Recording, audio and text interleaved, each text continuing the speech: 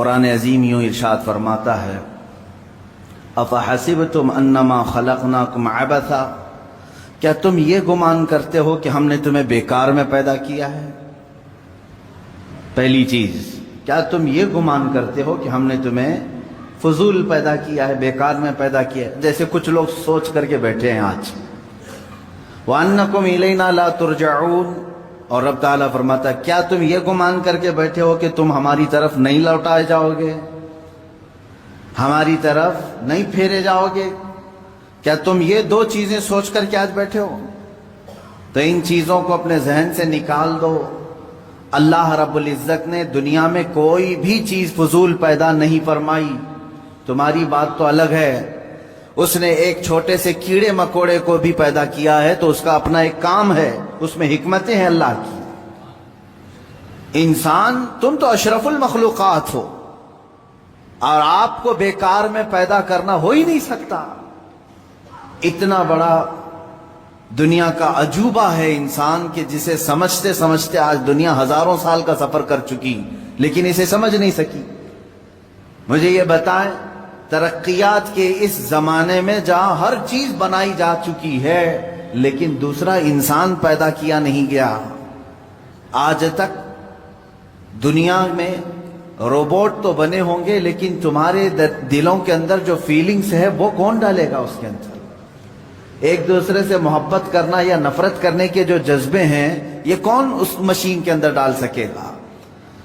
انسان کو تو اللہ تعالیٰ نے بیکار میں نہیں بنایا، یہ ایک ایسا عجوبہ ہے کہ دنیا کی ساری مخلوقات جتنی بھی اللہ رب العزت کی ہیں ان میں افضل اسے بنایا ہے۔ جب افضل چیز کو کوئی اس طرح سے بیکار میں نہیں چھوڑتا دنیا میں، تمہارے پیدا کرنے کا کوئی تو مقصد ہوگا، کیوں تمہیں دنیا میں بھیجا گیا ہے؟ پہلی چیز یہ ہے کہ بعض لوگ یہ گمان کر کے بیٹھے ہیں میں تو ایسے ہی بیکار میں پیدا کیا گیا ہوں۔ وَأَنَّكُمْ إِلَيْنَا لَا تُرْجَعُونَ، اللہ رب العزت فرماتا ہے کیا تم یہ سوچ کر کے بیٹھے ہو کہ ہماری طرف نہیں لوٹائے جاؤ گے؟ جو من میں آ رہا ہے وہ کرتے جا رہے ہو۔ کیا تمہارے ذہن میں یہ بات نہیں کہ مجھے ایک دن لوٹ کر کے اس بارگاہ میں جانا ہے جس نے مجھے پیدا کیا ہے؟ یہ دو چیزیں اگر کسی ذہن میں آ جائیں، میں سمجھتا ہوں کہ اس نے اپنی زندگی کی پوری نصیحت حاصل کر لی۔ پہلی چیز، اسے یہ معلوم ہو کہ میں کیوں پیدا کیا گیا ہوں۔ دوسری چیز، اس کے ذہن میں یہ یقین ہو جائے کہ مجھے لوٹایا جائے گا، مجھے لوٹایا جائے گا، ایک جگہ مجھے کھڑا کیا جائے گا، وہ آخری دن ہوگا۔ تو یہ دو چیزیں جس ذہن میں بیٹھ گئیں، نقش ہو گئیں، میں سمجھتا ہوں پھر مزید اسے تقریروں کی بھی ضرورت نہیں ہوگی، مزید اسے نصیحت کی بھی ضرورت نہیں ہوگی۔ اسی لیے میرے آقا صلی اللہ تعالی علیہ وسلم نے ارشاد فرمایا کہ تمہارے درمیان دو نصیحت کرنے والے ہمیشہ رہیں گے، سمجھانے والے ہمیشہ رہیں گے، ایک قرآن پاک ہے اور دوسرے موت۔ موت تمہیں سمجھاتی رہے گی کہ ہر ایک کو لوٹنا ہے اللہ کی بارگاہ میں، ہر ایک کو پلٹ کر کے جانا ہے رب ذوالجلال کی بارگاہ میں۔ اور پھر بزرگوں نے یہ روایات میں بیان فرمایا، جس بندے کو یہ دو چیزیں سنوار نہیں سکی، تیسری کوئی چیز اسے سدھارے گی بھی نہیں۔ موت لوگوں کی دیکھتا ہے، جنازے اٹھاتا ہے، اپنے ہاتھوں سے دفن کرتا ہے، مٹی ڈال کر کے آتا ہے، پھر اس کے ذہن میں یہ بات کیوں نہیں آتی کہ مجھے بھی اسی مقام پر آنا ہے، مجھے بھی اپنا پورا سفر طے کر کے یہیں آنا ہے۔ اب یہاں پر میں ایک مختصر سی مثال دوں گا۔ مجھے یہ بتائیں، ہبلی ریلوے اسٹیشن پر ٹرین رکی ہوئی تھی، کوئی بندہ جلدی سے چڑھ کر کے بیٹھ گیا ہے۔ ہم نے اس سے پوچھا کہاں جا رہے ہو؟ کہا پتہ نہیں ہے، معلوم نہیں ہے۔ کہاں سے آئے ہو؟ کہا معلوم نہیں مجھے، وہ بھی نہیں معلوم۔ تو آپ کی نظر میں ایسا بندہ کیا ہوگا؟ پاگل ہی تو ہوگا، بیچارے کو یہ بھی نہیں معلوم کہاں سے آیا ہے اور زبردستی چڑھ کے بیٹھ گیا ہے، اسے یہ بھی نہیں معلوم ٹرین جا کہاں رہی۔ دنیا میں یہ دو چیزیں جسے نہیں معلوم اسے بیوقوف نہیں، مہا بیوقوف کہیں۔ जिसे ये मालूम नहीं कि वो कहां से आया और कहां जा रहा है। सफर यूं ही नहीं होता। आप एक बस में भी बैठते हैं तो पूछ कर बैठते हैं कि ये कहां जा रही है। हर एक इंसान को अपनी मंजिल मालूम है। ऐ इंसानों, तुम्हें अपनी इस पूरी लाइफ की डेस्टिनेशन क्यों नहीं मालूम कि तुम्हें कहां तक जाना है, तुम्हें कहां तक पहुंचना है। एक बात तो कुरान ने हमें बता दिया है कि हम आए कहां से थे, जन्नत से आए थे, क्योंकि हमारे बाप का वतन है जन्नत। आदम अलैहिस्सलाम वहां रखे गए थे, वो उतारे गए दुनिया में, ये एक लंबा सफर तय किया। हम दुनिया में आए हैं जन्नत से, हमारी रूहें जन्नत से आई।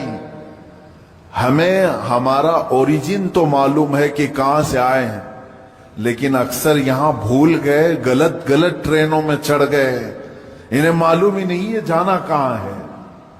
आज अगर तुमने तय नहीं किया कि जाना कहां है, तो जिंदगी तुम्हें ऐसे चौराहे पर ले जाएगी जहां तुम गुमराह हो जाओगे, तुम्हें पता भी नहीं चलेगा।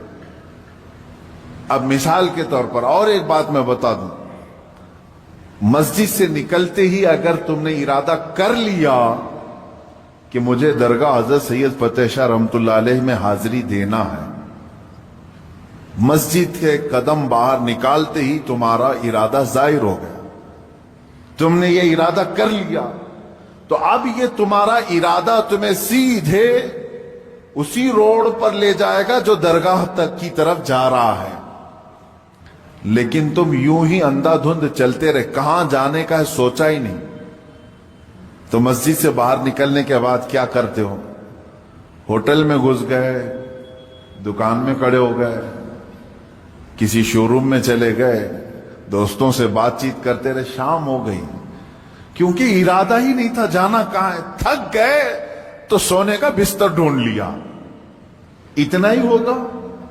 तुम्हारी लाइफ में भी यही है मेरे अजीज। जिंदगी इसी तरह है कि तुमने अगर आज तय नहीं किया कि हमें जाना कहां है, तो इसी तरह भटकते रहोगे, कभी पान की दुकान, कभी होटल की, चाय की कट्टे, और ये तमाम चीजें तो ठीक है, लेकिन इंसान ऐसा भटकता है कि उसे पता ही नहीं चलता कि मुझे किस जगह पर खड़ा होना है। आज ये तय कर लो कि मेरी मंजिल अल्लाह की जन्नतुल फिरदौस है। जब तुमने ये तय कर लिया तो तुम्हारा ये इरादा ठीक ठीक तुम्हें उसी रास्ते पर चलाएगा। इंसान का मजबूत इरादा उसे उसके रास्ते पर ले आता है, अल्लाह की हिदायत भी हो। लेकिन सोचा ही नहीं, कभी आज तक सोचता ही नहीं मैं कि मुझे जाना कहां है, ये मालूम नहीं। पूछो पकड़ करके किसी को, रोजाना सुबह हो रही है, शाम हो रही है, सुबह हो रही है, शाम हो रही है, जिंदगी का सफर कट रहा है, ये कहां तक जाएगा? अक्सर तो ये कहेंगे जैसे चल रहा है चलने दो, हमें क्या मालूम कहां तक ये जिंदगी ले जाएगी।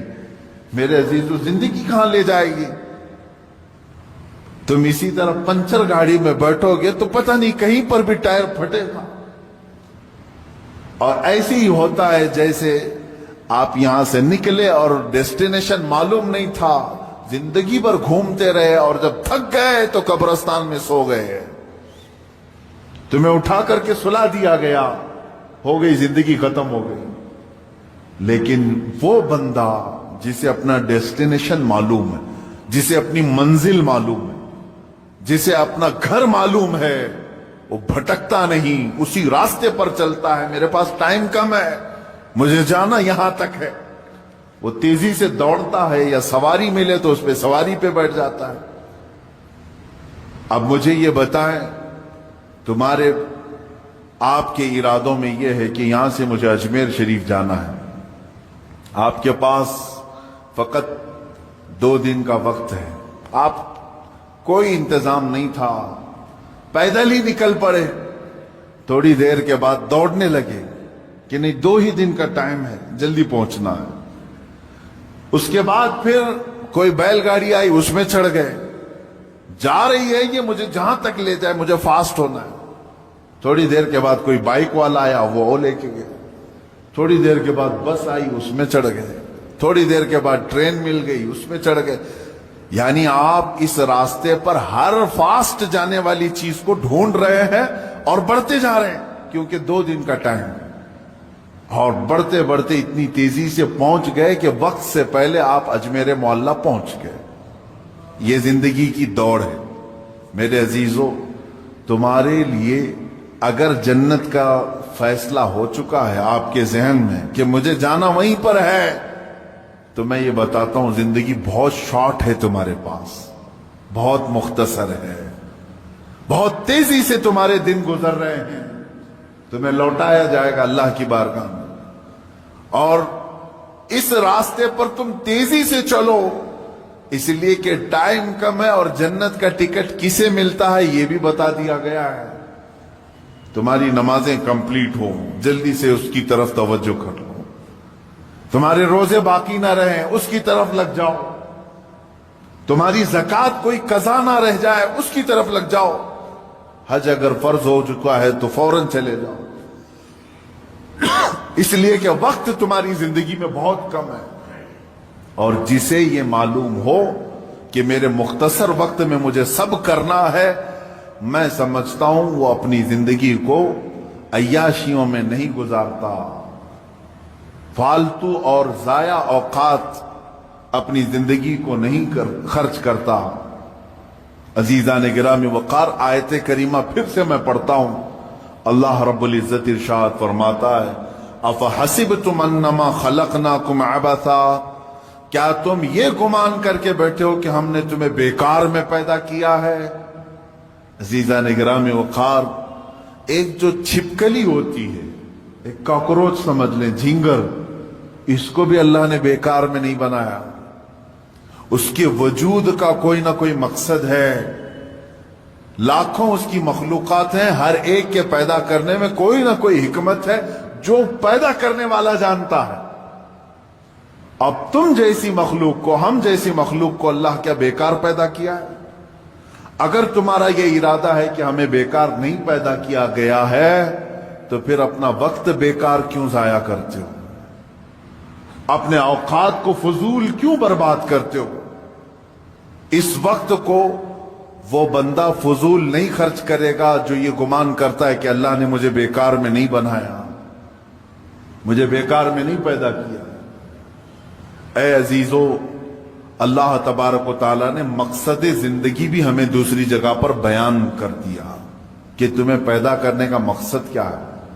وَمَا خَلَقْتُ الْجِنَّ وَالْإِنسَ إِلَّا لِيَعْبُدُونَ، میں نے جنات اور انسان کو صرف اس لیے پیدا کیا ہے کہ وہ میری عبادت کریں۔ تم پیدا کیے گئے ہو رب کائنات کی عبادت کے لیے۔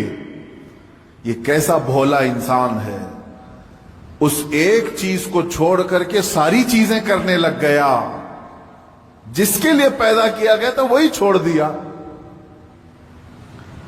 یہ ایسے ہی اس کی مثال ہے کہ ایک چرخہ جو ہوتا ہے، مشین، کپڑے سینے والی مشین، کس کام کے لیے ہوتی ہے؟ کپڑے سل کر کے دے، لیکن وہ مشین جو ہے ایڈوانس بن گئی اس زمانے، وہ پریس کر کے بھی دے رہی ہے، کپڑا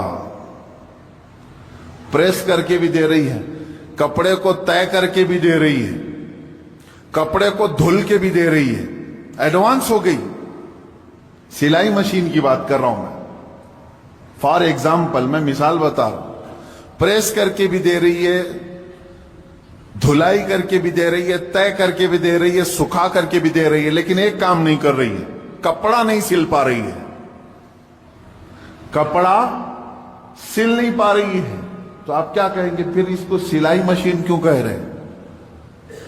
یہ تو دھلائی مشین ہوئی نا، یہ تو پریس کرنے والی ہوئی نا، یعنی ایڈوانس سارے کام کر رہی ہے، لیکن جس کام کے لیے اس کو سلائی مشین کہا جا رہا تھا وہ کام نہیں کر رہی ہے، سل نہیں پا رہی ہے۔ سیم یہی مثال کچھ انسانوں کی ہے، یہ سارے کام کر رہا ہے دنیا میں، بہت سارے کام کر رہا ہے، لوگوں کا دل رکھنے میں صبح سے شام کر دیتا ہے، شام سے صبح کر دیتا ہے، پھر بھی لوگ اس سے راضی نہیں ہو پاتے۔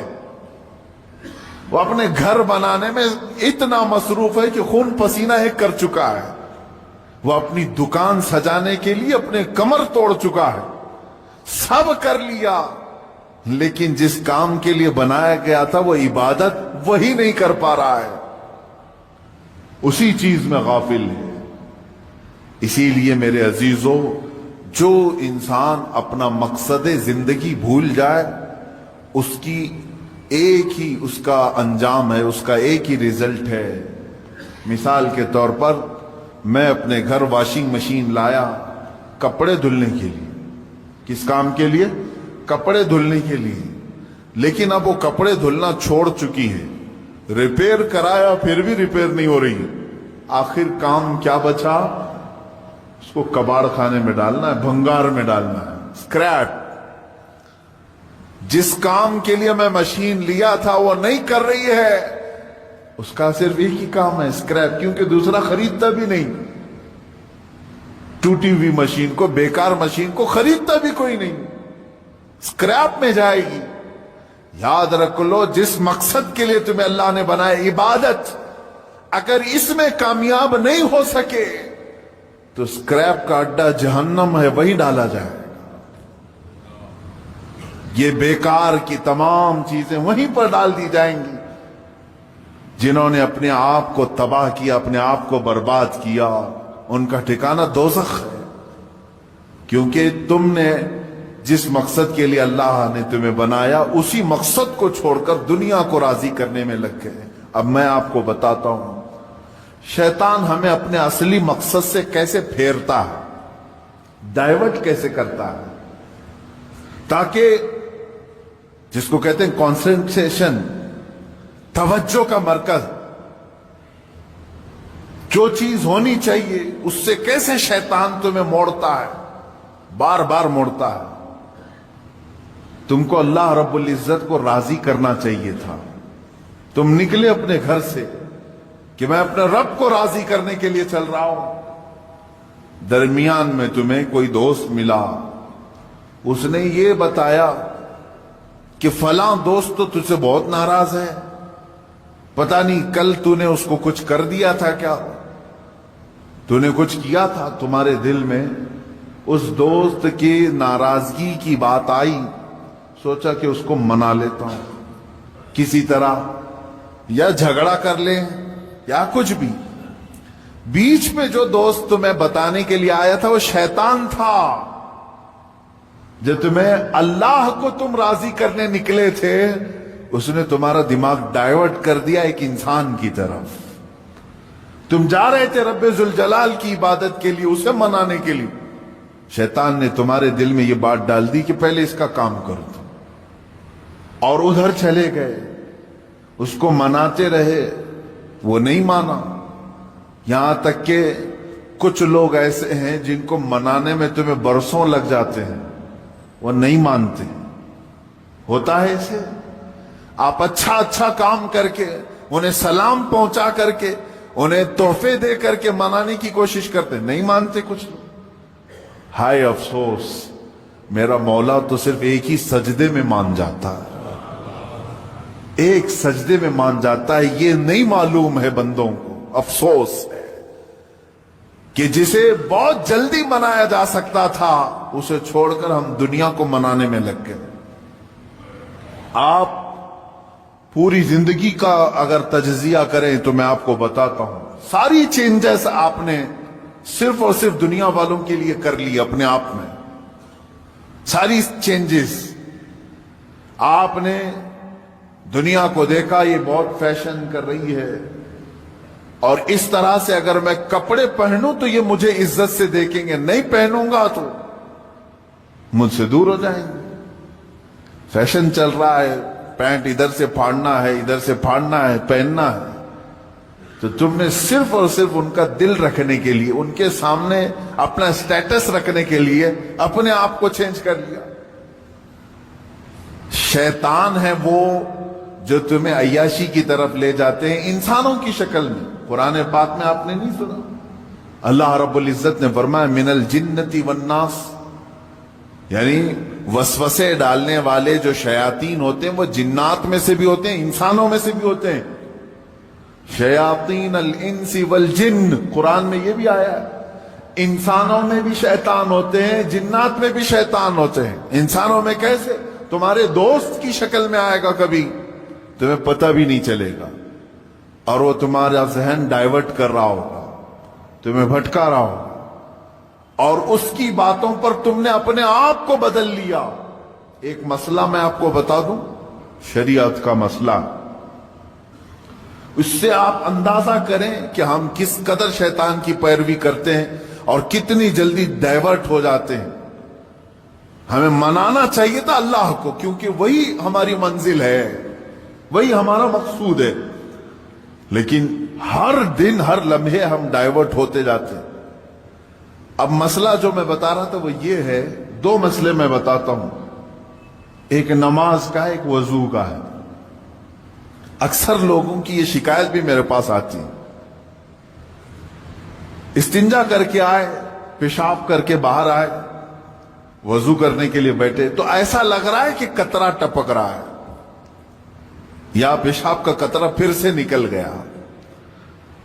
ऐसे कई लोगों को होता है, फिर गए वो, फिर धो करके आए, फिर लगा कि नहीं पेशाब का कतरा निकल रहा है। ये इत्मीनान नहीं होता कुछ लोगों को। हालांकि इस्तिंजा करें आप, पूरा उसमें इस्तिबरा है, यानी खांस करके हो या उठ करके बैठ करके पैर को मोड़ के किसी भी तरह से आखिरी कतरा निकाल दें, ये ठीक है।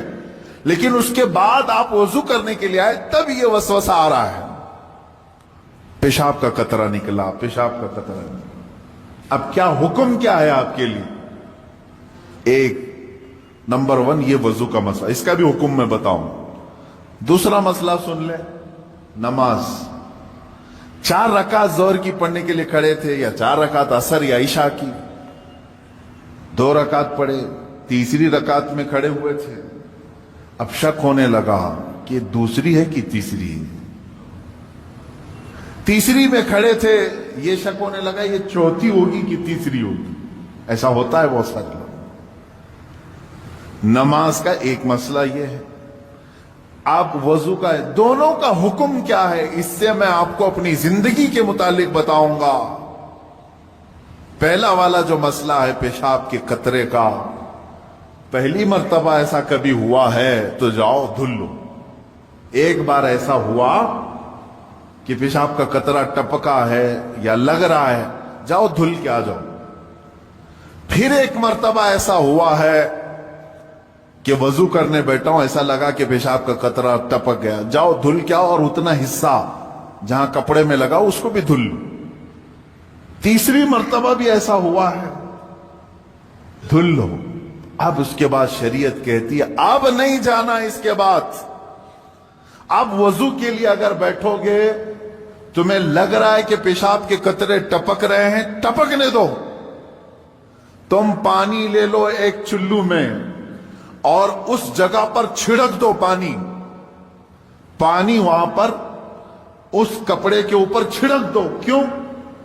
इसलिए कि कहा गया है कि बाद में अगर तुम्हें वसवसा भी आने लगे तो यूं समझ लो ये पेशाब का कतरा नहीं बल्कि मेरा छिड़का हुआ पानी है, मेरा छिड़का हुआ पानी। अच्छा, ऐसा क्यों कराया गया? शक तो हो रहा है। सुने, फुकाए कराम ने फरमाया, ऐ बंदे तुझे इबादत अल्लाह की करनी है। किसकी करनी है? अल्लाह को राजी करना है। और ये जो वसवसे आ रहे हैं तुझे, ये शैतान के हैं। अगर तू बार बार उठ करके धोने के लिए चला जाएगा तो बात यह होगी कि तू शैतान की पैरवी कर रहा है अल्लाह को छोड़ करके। यहां शरीयत ने यहां तक कहा कि शैतान की पैरवी हो जाएगी अगर कसरत से तू करने लग गया। जब शैतान वसवसा डाला उठ गए, जब शैतान शक डाला फिर उठ गए। बार बार अगर ख्याल आ रहा है तो उस पर अमल करना जायज नहीं। पानी छिड़क लो और कहो मैं शैतान की पैरवी नहीं करूंगा, मेरे मौला की इबादत करूंगा। दूसरा मसला नमाज का कि जिसमें अगर 3 में 4 में शक हो, एक बार हो गया तो चलो दोहरा लो, 2 बार हो गया तो चलो ठीक है, जितना यकीन है उसके आगे की रकातें पढ़ लो। अब अगर बार बार ऐसा शक होता है تو فرمایا گیا اپنی نماز ویسی ہی کمپلیٹ کرو، اس لیے کہ یہ شیطان تمہیں وسوسے ڈال رہا ہے. اگر تم اس کے وسوسوں کی طرف جاؤ گے تو یا ہوگا یہ کہ تم شیطان کی پیروی میں لگ گئے. حقیقت میں نماز تو رحمان کی عبادت ہے. آپ سمجھ رہے ہیں؟ یہ دو مسئلوں سے میں تمہیں بتاؤں گا میرے عزیزو. پوری زندگی بھر شیطان اسی طرح سے کرتا ہے، تمہیں اپنے اصلی مقصد سے ڈائیورٹ کر کے کسی عام فضول چیز میں لگا دیتا ہے، فضول چیز میں لگا دیتا ہے. اسی لیے اب جیسے کسی نے اپنے پورے گھر کی فکر میں، اپنی جائیداد کی فکر میں پوری زندگی ختم کر دی، اسے معلوم ہی نہیں کتنے دن رہنے والا تھا، کتنی عمارتیں بنا رہا ہے، کتنی چھتیں قائم کرے گا. اے بندے، تیری زندگی لمبی سے لمبی جاتی تو 70-80 سال کی، تو بنا ہی رہا ہے 30-40 سال کی عمر میں. بچے ہیں تیرے پاس 25-30 سال. ان 25-30 سالوں کے لیے تو نے اپنی پوری زندگی جھونک دی، صحت و طبیعت سب برباد کر ڈالی. لیکن جہاں 100 سال سونا ہے کہ 200 سال کہ 500 سال کہ 1000 سال، ہمیں معلوم نہیں قبرستان میں کتنا سونا ہے، وہاں کے لیے بندہ ایک رات کی بھی عبادت کرنے کو تیار نہیں، ایک تسبیح گھمانے کو بھی تیار نہیں، وہاں کی عمارت تیار کرنے کو بندہ تیار نہیں. یہ شیطان ڈائیورٹ کر چکا ہے تمہیں. تمہاری اصلی منزل تو وہ تھی، تمہیں لگا دیا کسی اور کام میں، تمہیں لگا دیا کسی اور کام میں. عزیزان گرامی، اسی لیے تو شاعر نے کہا تھا، آگاہ اپنی موت سے کوئی بشر نہیں، سامان 100 برس کا ہے پل کی خبر نہیں. 100 برس کے پلان ہے، پل کی خبر نہیں. تو شیطان اس طرح سے جو ہر زندگی میں ڈائیورٹ کرتا ہے. اب میں آپ کو بتاؤں ایک چیز، جن چیزوں کو ہم سمجھتے ہیں کہ یہی کل ہے دنیا میں، نوجوان یہ سمجھتا ہے کہ ایک خوبصورت لڑکی مل جائے پوری زندگی ہے. دیکھو اسی پر تو شعر و شاعری کرتا ہے، اسی پر تو پوری محبت کے نغمے گاتا ہے. اسے معلوم نہیں کتنے دن کی عائش ہے. اور کچھ لوگ یہ سمجھتے ہیں کہ مال، گاڑی، کار، بنگلہ ہو جائے یہی سب کچھ ہے. تقریباً انہی میں ہم سب دوڑ رہے ہیں، انہی میں ہم دوڑ رہے ہیں. ایک بادشاہ نے اعلان کیا کہ آج میری عنایتوں کا دریا جوش میں ہے، میں خوب عطا کروں گا. لوگوں کو بلایا، ایک کوئی بندہ ایسا آ جائے جس کے لیے میں کہتا ہوں اپنے ہاتھ میں ایک چھڑی لے لے، لکڑی لے لے، اور وہ زمین پر دائرہ کھینچتا جائے. صبح فجر کے بعد اب وہ دائرہ کھینچتا کھینچتا سورج کے ڈوبنے سے پہلے پہلے تک جتنا دائرہ کھینچ لے گا وہ پوری زمین اس کے نام پہ کر دوں گا. دن بھر میں آپ کتنے ایکڑ کھینچ لیں گے؟ اگر فری میں مل رہا ہے تو کون چھوڑے گا؟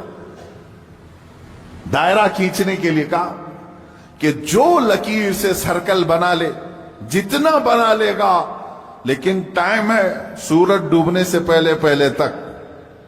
اس میں سے ایک وزیر یا ایک سپاہی آگے آیا اور اس نے اپنے ہاتھ میں چھڑی لے لی. بادشاہ سلامت مجھے اجازت دے دے. اور بادشاہ نے کہا کہ اگر سورج ڈوب گیا تو پھر ایک بالشت زمین بھی نہیں دی جائے گی، یعنی 1 فٹ زمین بھی نہیں دی جائے گی. ہاں، سورج ڈوبنے سے پہلے پہلے تک یہاں پر دائرہ مکمل کر. اب وہ نکلا چھڑی لے کر کے، لکیر کھینچتے کھینچتے. اسے بہت بڑی زمین چاہیے تھی، اتنی بڑی کہ اس سلطنت میں کسی کی نہ ہو. جب فری میں مل رہی، کھینچتا کھینچتا وہ کافی دور تک چلا گیا. دوپہر ہو گئی، تھک گیا، کچھ دوڑا کچھ چلا. اب جب دوپہر ہو کر سورج ڈھلنے لگا تو اس نے سوچا واپس ہو جاتا، چونکہ جہاں سے میں دائرہ کھینچا ہوں وہاں تک لا کر کے لکیر کو ملانا ہے، اتنی زمین میرے نام پہ. اب واپس ہوا. اب یہ کتنے کلومیٹر کی زمین گھیرا تھا واللہ عالم. دوڑا تھا اس نے صبح سے لے کر دوپہر، نہ کھانا ہے نہ پانی ہے، دوڑ رہا تھا. دوڑتے دوڑتے سورج پیلا ہو گیا، عصر کا وقت آ گیا۔ اب اس نے دیکھا کہ بادشاہ کا محل اور سپاہی سب قریب نظر آ رہے ہیں، دل میں ٹھنڈک ہو گئی، میں پہنچ جاؤں گا، سورج کے ڈوبنے سے پہلے پہلے میرے بگننگ پوائنٹ جو ہے جہاں سے سٹارٹ ہوا تو وہاں تک پہنچنا ہے مجھے۔ لیکن تھک گیا تھا، آزا جواب دے رہے تھے، نڈھال ہو گیا، شاید آدھا کلومیٹر یا 1 کلومیٹر باقی رہ گیا ہوگا، چلنے کی سکت نہیں رہی۔ لیکن باہر سے وہاں سے لوگ آوازیں دے رہے تھے، بہت لمبی زمین تو نے گھیرا ہے، اتنی بڑی زمین کسی کو نہیں ملی سلطنت میں، آ جا دوڑتے ہوئے۔ کچھ لوگوں نے ہمت دکھائی، حوصلہ دلایا، دوڑا اور تیزی سے دوڑا، پھر دوڑا، سورج ڈوبنے کے بالکل پاس میں آ گیا، سورج غروب ہونے کے لیے بس آدھا سورج اندر جا چکا تھا، اور اس کا پوائنٹ جہاں سے شروع کیا تھا وہ بھی قریب نظر آ رہا تھا، وہ بھی قریب نظر آ رہا تھا۔ دوڑا اور دوڑا، یہاں تک کہ اپنے اس پوائنٹ کے بالکل پاس میں پہنچا، لیکن سورج ڈوبا۔ کتنا باقی تھا؟ سورج ڈوبنے سے پہلے پہلے وہ اپنے پوائنٹ پہ پہنچ گیا، اس طرح کہ پیر اس کے ایک طرف، ہاتھ اس کے اس طرف، سو کر کے اس نے اپنی لکڑی آگے کی، پوائنٹ پر پہنچ گیا۔ اس کے بعد سورج ڈوب گیا۔ اب اس کی ہو گئی زمین، جتنا صبح سے لے کر دوڑا تھا اس کی ہو گئی زمین، لیکن جب قریب میں آئے اٹھانے کی کوشش کی تو اس کا انتقال ہو چکا تھا۔ دن بھر ایسا دوڑا تھا کہ روح نکل گئی، اسی طرح پڑا تھا۔ اس کے پیر اور اس کے ہاتھ، اس کا ہاتھ کی موجود لکڑی اس پوائنٹ تک پہنچی ہوئی تھی، اور وہ وہاں مرا ہوا پڑا تھا، روح نکل چکی تھی۔ بادشاہ آیا، وزیروں کو کہا اٹھاؤ، اس کی قبر یہی بنائی جائے گی جہاں یہ انتقال کیا ہے۔ اس کی قبر وہیں کھودی گئی۔ کتنے فٹ کا رہا ہوگا؟ 6 فٹ کا رہا ہوگا، جتنا بھی رہا ہوگا، قبر اس کی بنائی۔ بادشاہ نے ایک بہت تاریخی جملہ اس کی قبر پر لکھا، کہا کہ اس کو ضرورت صرف 6 فٹ کی تھی، دوڑا پورے دن بھر،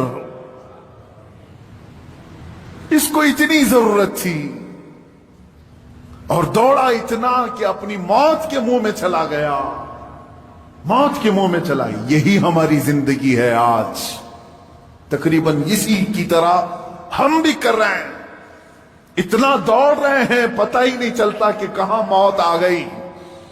تمہیں ان تمام چیزوں کی ضرورت ہی نہیں تھی جس کے پیچھے پڑے ہوئے ہو، سب تو اللہ نے لکھ کر کے بھیجا ہے۔ ارے میاں، تم اپنی ماں کے پیٹ میں 100 دن کے نہیں تھے، تب اللہ نے فرشتوں کو بھیج کر کے لکھوا دیا، اسے اتنا رزق لکھ دو، اسے اتنے اولاد لکھ دو، اسے اتنی خوشبختیاں لکھ دو، سب لکھا جا چکا ہے۔ جو ملنا ہے اس پر ہم پوری زندگی کیوں داؤ پر لگائیں؟ ہمیں تو اس مولا کو راضی کرنے کے لیے زندگی خرچ کرنی چاہیے، ہم وہ نہیں کر سکے۔ میں یہاں چند بزرگوں کی بات بتا دوں، اللہ والے، کیا دنیا میں انہوں نے کچھ حاصل نہیں کیا؟ مخدوم علی شاہ مینا رحمت اللہ تعالی علیہ، محمد شاہ مینا رحمت اللہ علیہ، لکھنؤ کے بڑے بزرگ، ان کی سیرت میں نے پڑھا، جانتے عبادت بھی کیسے کرتے تھے؟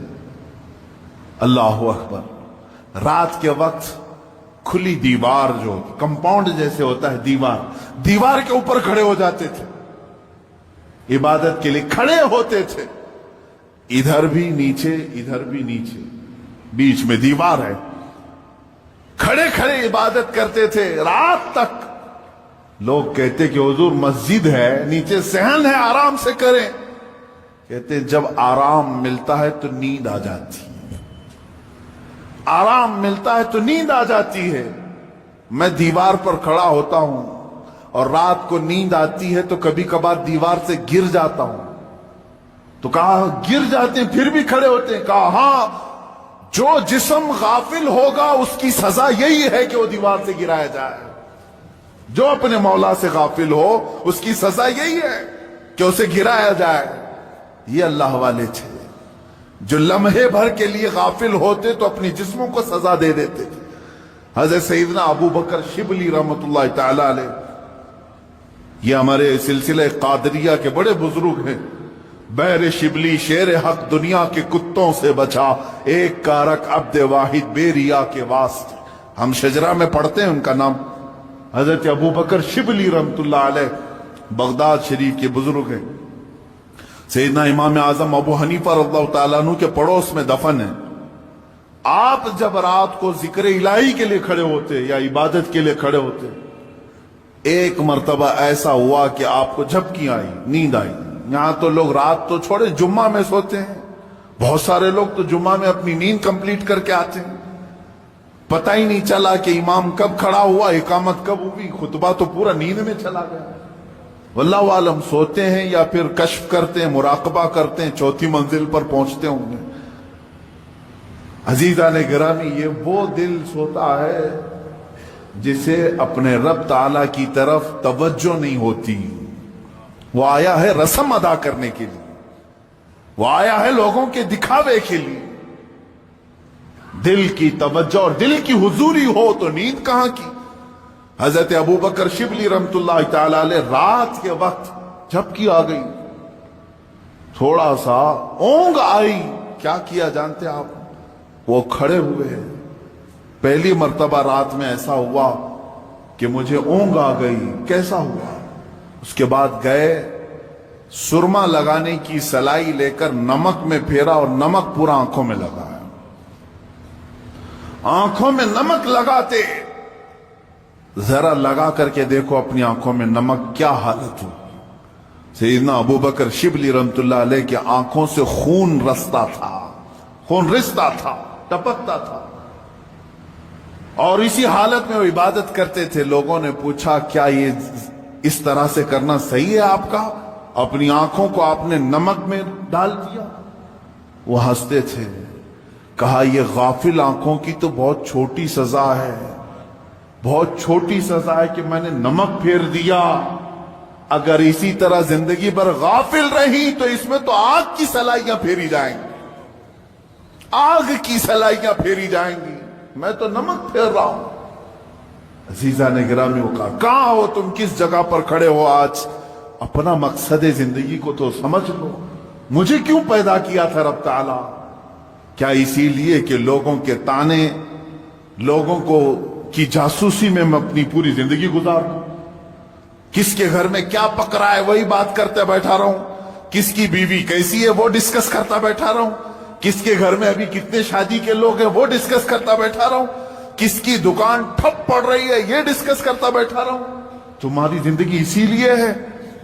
پوری دنیا بھر کے گلے تانے اور شکوے، غیبت، چغلیاں اس کے لیے ہے. میرے عزیزو، اپنی زندگی کا مقصد سمجھو اور آج کے بعد یہ طے کر لو کہ میں دکان میں ہوں کہ مکان میں ہوں کہ راستے پر ہوں. لوگوں کی عیب جوئی کرنے سے بہتر ہے کہ میں اللہ کو سبحان تو کہوں. میں کہوں سبحان اللہ، سبحان اللہ، سبحان اللہ، ما اعظم شانک. اے اللہ تو کتنا بلند ہے، تیری شان کتنی بڑی ہے.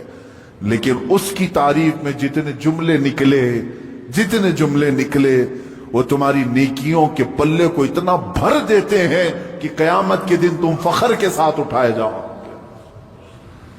اپنے ان اوقات کو فضولیات میں نہ برباد کرو، فضولیات میں نہیں. اب آخری بات میں ایک عرض کر دوں. سیدنا عمر فاروق رضی اللہ تعالیٰ عنہ کی ایک وصیت مجھے یاد آتی. دنیا میں ہم جو کچھ بھی کر لیں یہ یہیں رہ جائے، جتنا بھی ہو. آپ نے 2 وصیتیں کی تھی اپنے انتقال سے پہلے. کہا میری قبر چھوٹی بنانا، بس بہت زیادہ لمبی چوڑی نہیں، چھوٹی سی، اتنی کہ ایک کروٹ بھی نہ ہو. چھوٹی قبر بنا کر کے مجھے دفن کرنا. دوسری وصیت، مجھے سادہ سا کفن کپڑا دینا. عام لباس میں مجھے دفن کر دینا، کفن دینا. جبکہ حدیث پاک میں ہے حضور صلی اللہ علیہ وسلم نے فرمایا کفنوا موتاکم باحسن اثوابکم، اپنی میتوں کو اچھے سے اچھا کفن دو. جتنا وہ عید بقرعید میں قیمت کا کپڑا پہنتے تھے اتنی قیمت کا کپڑا انہیں کفن میں دو. یہ مسئلہ ہے. عمر فاروق رضی اللہ تعالیٰ عنہ کی وصیت یہ ان کا تقوی ہے. فرمایا چھوٹی قبر میں مجھے دفن کر دو، سادے کفن میں مجھے ملبوس کر کے دفن کر دو. پوچھا گیا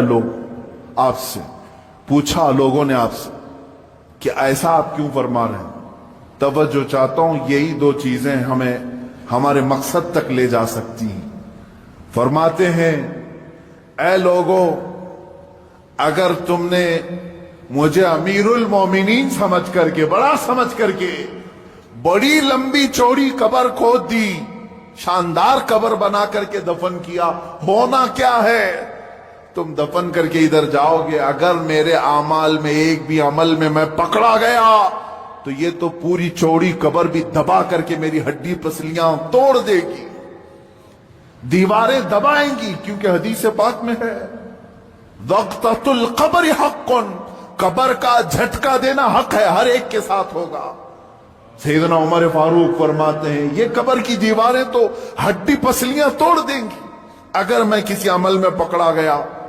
اور رہی بات چھوٹی قبر تم کھود کر کے مجھے دفنا رہے ہو، اگر مولا تبارک و تعالیٰ کے ہاں میں پاس ہو گیا، میرے اعمال نکل گئے، تو تمہارے کھودنے کا کیا، اللہ اتنی کشادہ کرے گا کہ جہاں تک نگاہ جائے وہ تو تم کھود بھی نہیں سکتے. اتنی بڑی میری قبر بن جائے گی. اسی لیے میری قبر کا دار و مدار زندگی کے اعمال پر ہے، تمہارے بنانے پر نہیں، تم چاہے جیسی بھی بناؤ. اور دوسری بات کفن کی، چلو تم نے بہت مہنگا کفن مجھے پہنا دیا. حضرت عمر فرماتے ہیں اگر میں پکڑا گیا، میرا عمل کوئی اللہ کی بارگاہ میں گرفت میں آیا، تو تم نے چاہے جتنا بھی مہنگا کفن دیا ہو یہ سب کھینچ لیا جائے گا، سب سڑا دیا جائے گا، ختم کر دیا جائے گا. اور اگر تم نے ہلکا کفن بھی دے دیا مجھے، سستا کفن بھی دیا، لیکن مولا کو میرے اعمال پسند آ گئے تو وہ تو مجھے جنتی لباس پہنائے گا. سارا دار و مدار میرے اعمال پر ہے. اسی طرح میرے عزیزوں، تمہاری عمدہ کوٹھیاں، تمہارے عمدہ بنگلے اور تمہارے بڑے بڑے جنازے، چاہے لاکھوں کے خرچ کے ساتھ تم نے اپنی میتوں کو دفن کا انتظام کیا ہو، کچھ نہیں ہونا ہے. تمہاری زندگی کا سارا دار و مدار یہی چند دن ہے جو تم اللہ کو منانے میں لگا دو گے. اٹھاؤ اپنی تسبیحاں، اٹھاؤ اپنی تسبیحات اور اللہ رب العزت کے نغمے گاؤ، اس کی حمد بیان کرو جتنا وقت تمہیں ملے، اور اٹھاؤ تسبیحات، بارگاہ مصطفیٰ میں درود کی کثرت کرو. تمہاری زبان اس لیے نہیں دی گئی ہے کہ لوگوں کو طعن و تشریح کرو، ان کو گالیاں دو. تمہاری زبان اس لیے ہے کہ مختصر وقت میں اللہ کی جنت خرید لو. کیونکہ میرے آقا صلی اللہ علیہ وسلم نے یہ زبان یوں 2 انگلیوں میں پکڑ کر کے کہا تھا صحابہ سے، اے صحابہ سنو، یہ جو ٹکڑا ہے گوشت کا، یہ انسان کو دوزخ میں بھی لے جاتا ہے، جنت میں بھی لے جاتا ہے. یہ گوشت کا ٹکڑا، تم خود اپنے طرف سے ایسی بربادیاں نہ کرو. اسی لیے میں آیت کی طرف پھر سے آ رہا ہوں. اللہ نے فرمایا افحسبتم انما خلقناکم عبثا، کیا تم یہ گمان کر کے بیٹھے ہو، یہ سوچ کر بیٹھے ہو ہم نے تمہیں بیکار میں پیدا کیا؟ وَأَنَّكُمْ إِلَيْنَا لَا تُرْجَعُونَ، کیا تم یہ سوچ کر بیٹھے ہو کہ ہماری طرف تم نہیں لوٹائے جاؤ گے؟ لوٹائے جاؤ. ابھی ابھی میں جنازے سے فارغ ہو کر آیا، ابھی شاید روز ایک جنازہ دیکھتے ہوں گے آپ، کس طرح سے لائے جاتے ہیں. تمہیں اندازہ ہے ہماری بھی موت آئے گی، اس دن ہمارے پہنے ہوئے لباس اتارے جاتے ہیں، اور ایک ہی لباس ہے، وہ ایک ہی یونیفارم ہے اس جگہ پہنچنے کا. ان سفید لباس میں باندھ کر کے لاتے ہیں. तुम अगर आज अल्लाह की बारगाह में नहीं आना चाहते, एक दिन ऐसा आएगा सब लोग पकड़ के लाएंगे, इमाम के सामने रख देंगे। ये आता नहीं था, अब लाया गया है। नाक में रुई ठोंस करके, कानों में कपास रख करके, उंगलियों को बांध करके, पेट को बांध करके, पूरी तरह से जकड़ करके ला रहे हैं। या मैं इज्जत से भी कहूंगा, बाज वो हैं जो जन्नत की तरफ जा रहे हैं, इज्जत से ही जा रहे हैं, लेकिन लाए जाएंगे, हर कोई लाया जाएगा। अन्नकुम इलैना ला तुरजाऊ, तुम ये गुमान करना ही मत कि तुम नहीं लौटाए जाओगे, हर एक को लौटना है। इसीलिए तो तुम्हें हदीस में ये बताया गया था, जब कभी मौत की खबर सुनो तो फौरन कहो इन्ना लिल्लाहि व इन्ना इलैहि राजिऊन। इसका मतलब क्या है? हम अल्लाह के हैं, हमको अल्लाह ही की तरफ लौटना है। तुम्हें हर मौत पर यह सिखाया जा रहा है कि तुम लौटने वाले हो, तुम लौटने वाले हो, तुम जाने वाले हो, तुम जाने वाले हो। अजीजान गिरामी वक़ार, जाने वाला इतने आराम से और सुस्ती और काहिली में जिंदगी नहीं गुजारता। कल मुझे सफर पर जाना है, आज ही मैंने सूटकेस तैयार करना शुरू कर दिया। मुझे क्या क्या पहनना है रख दिया, क्या क्या इस्तेमाल करना है सब रख दिया, साबुन समेत सब चीजें रख दी, टूथपेस्ट तक नहीं भूलते। लंबा सफर है, जितने दिन के लिए जा रहे हैं, बैग तैयार आज से। जिसको सफर पर जाना है वो खाली नहीं फिरता, और जो आज खाली दिख रहा है, फजूल दिख रहा है, इसका मतलब है कि वो भूला बैठा है कि उसे जाना है। और फिर अजीजों, अगर तुम भूले हो तो भूले रहो। कुरान में अल्लाह ताला फरमाता है, एक दिन ऐसा आएगा कि कुछ लोगों को अंधा उठाया जाएगा। वो पूछेगा, क़ाल रब्बि लिमा हशरतनी आमा वक़द कुन्तु बसीरा। ऐ अल्लाह, तूने मुझे अंधा क्यों उठाया? अंधे भी उठाए जाएंगे, नंगे भी उठाए जाएंगे। पूछेगा, क्यों मुझे अंधा उठाया जबकि मैं देखता था, आंखियारा था? रब ताला का जवाब सुनो, 16वें पारी की आयत में पढ़ रहा हूं, सूरह ताहा की आयत। अल्लाह फरमाता, क़ाल कज़ालिका अततका आयातुना फनसीतहा व कज़ालिकल यौम तुनसा। ए बंदे, तुझे याद है, इसी तरह मेरी आयतें तेरे तक आती थी दुनिया में, तू निगलेक्ट कर देता था, तू भुला देता था, तुझे बुलाया जाता था, तू पीठ फेर कर चला जाता था। रब ताला फरमाता, कज़ालिकल यौम तुनसा, इसी तरह आज तुझे भुला दिया गया, आज तुझे भुला दिया गया, तेरी तरफ देखा भी नहीं जाएगा।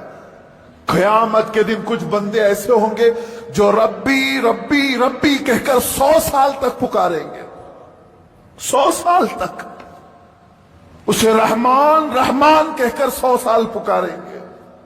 फरिश्ते कहेंगे, मौला तेरे बंदे तुझे पुकार रहे हैं। रब ताला क्या फरमाता है? फरमाता है, उनसे कह दो, ला युकल्लिमुहुमुल्लाहु यौमल क़ियामा, अल्लाह उनसे आज बात भी नहीं करना चाहता। ला युंज़रु इलैहिम, कुरान कहता है उनकी तरफ अल्लाह देखना भी नहीं चाहता, क्योंकि दुनिया में तुम उसे देखना नहीं चाहते थे, दुनिया में तुम उसे मनाना नहीं चाहते थे, तुम उसकी तरफ आना नहीं चाहते थे। क़यामत का दिन वो बड़ा जांगुदाज है, वहां फरिश्ते, मलाए आला, अंबिया सब नफ्सा नफ्सी के आलम में है। अगर रहमान ये कह दे तुम्हारे लिए, मैं तेरी तरफ देखना नहीं चाहता, मैं तुझसे बात नहीं करना चाहता, फिर तुम 100 साल पुकारोगे, 100 साल तक पुकारते रहोगे। इसलिए बेहतर ये है कि आज वो मौला फरमा रहा है, उदऊनी अस्तजिब लकुम। आज तुमने एक बार अगर मुझे यहां पुकारा, मैं 70 बार जवाब दूंगा। 70 बार वो तुझे पूछेगा, है बंदे बता तेरी हाजत क्या है, बंदे बता तेरी तलब क्या है। यहां तुम पुकारना छोड़ दोगे तो वहां तुम पुकारते रहोगे और जवाब कोई नहीं आएगा। अल्लाह रब्बुल इज्जत हर एक को अपना मकसद जिंदगी समझने की तौफीक अता करे। बहुत हो गया मेरे अजीजों, आसमान सर पर आ चुके हैं हमारे, जगह जगह के थक चुके हैं तुम्हें ये हंगामे। शायर ने कहा था जगह जगह के थक चुके हैं तुम्हें ये हंगामे। मुसाफिरो मुसाफिर नशाते लज्जते ख्वाबे गिरां बदल डालो। गलत रवि से मनाजिल का बोझ बढ़ता है। टेढ़ा मेढ़ा चलोगे तो सफर लंबा हो जाएगा। गलत रवि से मनाजिल का बोझ बढ़ता है। मुसाफिरों रविशे कारवां बदल डालो। आज बदल दो। जिंदगी चलने के तरीके वो नहीं है जो मेरा जवान चल रहा है आज। तुम्हारे चलने के वो अंदाज नहीं। हाली ने बड़े शायर, उन्होंने बारगाह रसूल में यूं इल्तिजा की थी, ऐ खासान रसूल वक्त दुआ है, उम्मत पे तेरे वक्त अजब आके पड़ा है। उम्मत पे तेरे आज अजब वक्त आके पड़ा है। ऐ रसूल पाक आज हमारी मदद कर ले। क्यों? इसलिए कि वो निकले थे जो अरब से बड़ी शान से, वो मोमिनी निकले थे बड़ी शान से। आज वो इस्लाम अपने ही देश में गरीब और गुरबा है। यहां करोड़ों की तादाद में होकर हम गरीब हैं, अजनबी हैं, मारे जाते हैं, तोड़े जाते हैं, फूके जाते हैं, जलाए जाते हैं। उसकी वजह यह है कि हमने अपने रिश्तों को छोड़ दिया और अपना मकसद जिंदगी छोड़ दिया। वो सहाबा की जमात तो देख, निहत्ते थे, निकलते थे, और शादी के लिए निकला हुआ जवान आज शादी है। हुजूर ने तय की शादी। रास्ते में सामान खरीदने गया है हजरत अब्दुल्ला अस्वद रदी अल्लाह ताला। काले हबशी थे, गरीब थे, माल साहबा ने दिया था, जा तेरी शादी है, सामान खरीद करके लिया। बाजार में गए, अचानक काफिरों के हमले की खबर आई कि मदीने पर हमला होने वाला है। ऐलान हो गया। अल्लाह की रजा के लिए अल्लाह के रसूल ने बुलाया जिहाद में। शादी का सामान छोड़ करके वो तलवारें खरीदने में लग गए, घोड़ा खरीदा, जीरा खरीदा। साहबा कहते हैं ये सारे सामान जो शादी के खरीदने के थे, सब अपनी शहादत के सामान खरीद करके आए। और घोड़े पर बैठा, लोग कहते हम पहचान नहीं पा रहे थे, इसलिए कि हमेशा ये पैदल चलने वाला आज निहायती शान के साथ घोड़े पर सवार है। लोगों ने पूछा जरा अपना चेहरा हटा करके दिखाओ, जरा लोहे की तांतों वाली जो टोपी होती थी पहन कर क्या है। वो हंसते हुए कहा, पहली मर्तबा मुझे दूल्हा बनने का शरफ मिला है, मैं मैदान जिहाद में जा रहा हूं। और दूसरा दिन था कि जिहाद के मैदान में लड़ते लड़ते ये अब्दुल्ला अस्वद शहीद भी हो गए। उनकी जिंदगी थी, उनकी जिंदगी थी। उन्होंने अपनी कुल जिंदगी दुनिया बनाने में मसरूफ नहीं रखी। अपने मौला को राजी करने का अगर एक लम्हा भी आ गया, सब छोड़ा और अल्लाह को राजी करने पर आ गए। ये जिंदगी का मकसद है मेरे अजीज। आज अगर तुम्हारी दुकान तुम्हें रोकती है, तुम्हारी बाजार तुम्हें रोकती है, तो इससे ज्यादा गई गुजरी जिंदगी और कुछ नहीं। अल्लाह और कोई कश्मीरियों को बेआबरू न समझे, कोई उन्हें तन्हा न समझे, इसलिए कि रसूलुल्लाह की कौम की बरादरियां नहीं होती। रसूलुल्लाह सल्लल्लाहु अलैहि वसल्लम की कौम टुकड़ों में बटी नहीं होती, बल्कि ये कुरान के नाम पर एक होती है। ये गुंबद खजरा के साये में एक होती है। और अब कश्मीर के यहाँ कश्मीरियों के लिए अब सूरज तुलू होने वाला है, अब चांद निकलने वाला है, रात बड़ी हो गई, अब दिन आने वाला है, बड़ी जल्दी सूरज चमकेगा और तुलू होगा। और कश्मीर एक ऐसी रियासत बन के उभरेगा जो पूरी दुनिया में सिर्फ रसूलुल्लाह का नाम लेगी। और वहां मज़ारात है औलिया अल्लाह के, वो या रसूलुल्लाह कहने वाले। मज़ार हजरत बल, वहां नबी पाक के मुंह मुबारक पड़े हुए हैं। वो लोग तो औलिया के, सूफिया के मानने वाले, रसूलुल्लाह के जुल्फों से प्यार करने वाले। वो तो हर वक्त, कश्मीर तो औलिया की धरती है। यारा ने कश्मीर को कहते हैं जन्नत। जन्नत कभी किसी काफिर को मिली है, न मिलेगी, न किसी काफिर को मिली है और न कभी मिलेगी। वो नहीं तुम्हें मिल सकती, इसलिए कि वो रसूलुल्लाह के गुलामों की धरती है और वो इंशाअल्लाह आजाद होगा। इसलिए पूरी मिल्लत को चाहिए यक जुबान होकर ऐलान करे کہ ہم ہر وقت کشمیریوں کے ساتھ ہیں, ہر لمحہ ان کے ساتھ ہیں, اور انشاءاللہ بڑی جلدی, میں نے کہا 10 منٹ لگیں گے, شرط یہ ہے کہ مسلمان بن جاؤ, شرط یہ ہے کہ تھوڑا سا نا پارٹی سے برادری سے اوپر اٹھ کے سوچو اور کہو کہ باقی ساری باتیں اپنی جگہ پر, پہلے ہم رسول اللہ کے غلام ہیں. اس لیے کشمیر نے جتنی قربانیاں دی ہیں اللہ اتنی ہی زیادہ انہیں عزتیں بھی عطا فرمائے گا, اور اس سے بڑھ کر اللہ انہیں انعام بھی عطا فرمائے گا. میرا رب امت یہ جو ہندوستان کی حکومت ہے نا, یہ بے لگام لوگ ہیں. یہ سالوں سے جو کچھ کشمیر کے ساتھ کر رہے ہیں کسی سے ڈھکا چھپا نہیں. انہوں نے ابھی تھوڑے دن پہلے حریت رہنما کے ساتھ جو کچھ کیا ہے وہ کیا دنیا کے کسی قاعدے اور قانون پہ پورا اترتا ہے؟ اور پھر یہ تھوڑے دن پہلے ایک ظالم بدنام زمانہ شخص جو پہلے اپنے آپ کو رافضی کہتا تھا, پھر وہ قرآن پاک پر معاذ اللہ اعتراض کرنے لگا, اور کس طرح ان بدبختوں نے اسے سپورٹ کیا, اسے پناہ دی, اپنے سائے میں رکھا, اور بالآخر اس پر پھٹکار پڑی تو ہندو ہو گیا وہ ظالم. اب ان کی ایک خاتون نے جس ڈھٹائی کے ساتھ رسول پاک علیہ السلام کی ذات والا صفات کے بارے میں نازیبا الفاظ کہے ہیں, ان کی شان میں کیا کمی آئے گی؟ جو سورج پر تھوکنے کی کوشش کرے اس کے اپنے منہ پہ ہی تھوک آیا کرتی ہے. میرے اعلیٰ حضرت نے کہا تھا رہے گا یوں ہی ان کا چرچا رہے گا, رہے گا یوں ہی ان کا چرچا رہے گا, رہے گا یوں ہی ان کا چرچا رہے گا, رہے گا یوں ہی ان کا چرچا. بڑے خاک ہو جائیں جل جانے والے, بڑے خاک ہو جائیں جل جانے والے. لیکن ہم امت مسلمہ سے کہیں گے, سب مسلمان حکمرانوں تم نے حکومتیں کی اور کرسیاں ہی پکی کی, نتیجہ کیا نکلا؟ جتنی کچی کرسیاں نکلی کوئی شے بھی نہیں نکلی. یہ وقت ہے اکٹھے ہو جاؤ کسی جگہ, امت کی آواز بنو, رسول اللہ کی عزت کی آواز بنو. جو لوگ کرسی نہیں دیکھتے رب رسول کو دیکھتے ہیں وہ کچھ کر جاتے ہیں زندگی میں. ایک مؤثر آواز بنو, ایک مؤثر للکار بنو. کفر میں اتنی طاقت نہیں کہ وہ تمہاری للکار کے مقابلے میں کھڑا ہو سکے. کبھی کفر کے, جھوٹ کے, نفاق کے بھی پیر ہوئے, تم مضبوط بنو اور مضبوطی کے ساتھ آواز بلند کرو, اور اس حکومت کو پیغام دو کہ مسلمان رسول اللہ صلی اللہ علیہ وسلم سے اتنا پیار کرتے ہیں, اتنا پیار کرتے ہیں کہ کائنات میں سب سے بڑھ کے مدینے والے سے محبت کرتے ہیں. تو ہمیں اب مضبوط ہونے کی ضرورت ہے.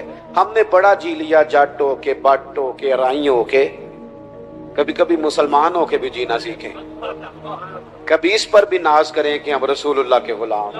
اقبال نے کہا تھا اپنی ملت پر قیاس اقوام مغرب سے نہ کر, خاص ہے ترکیب میں قوم رسول ہاشمی.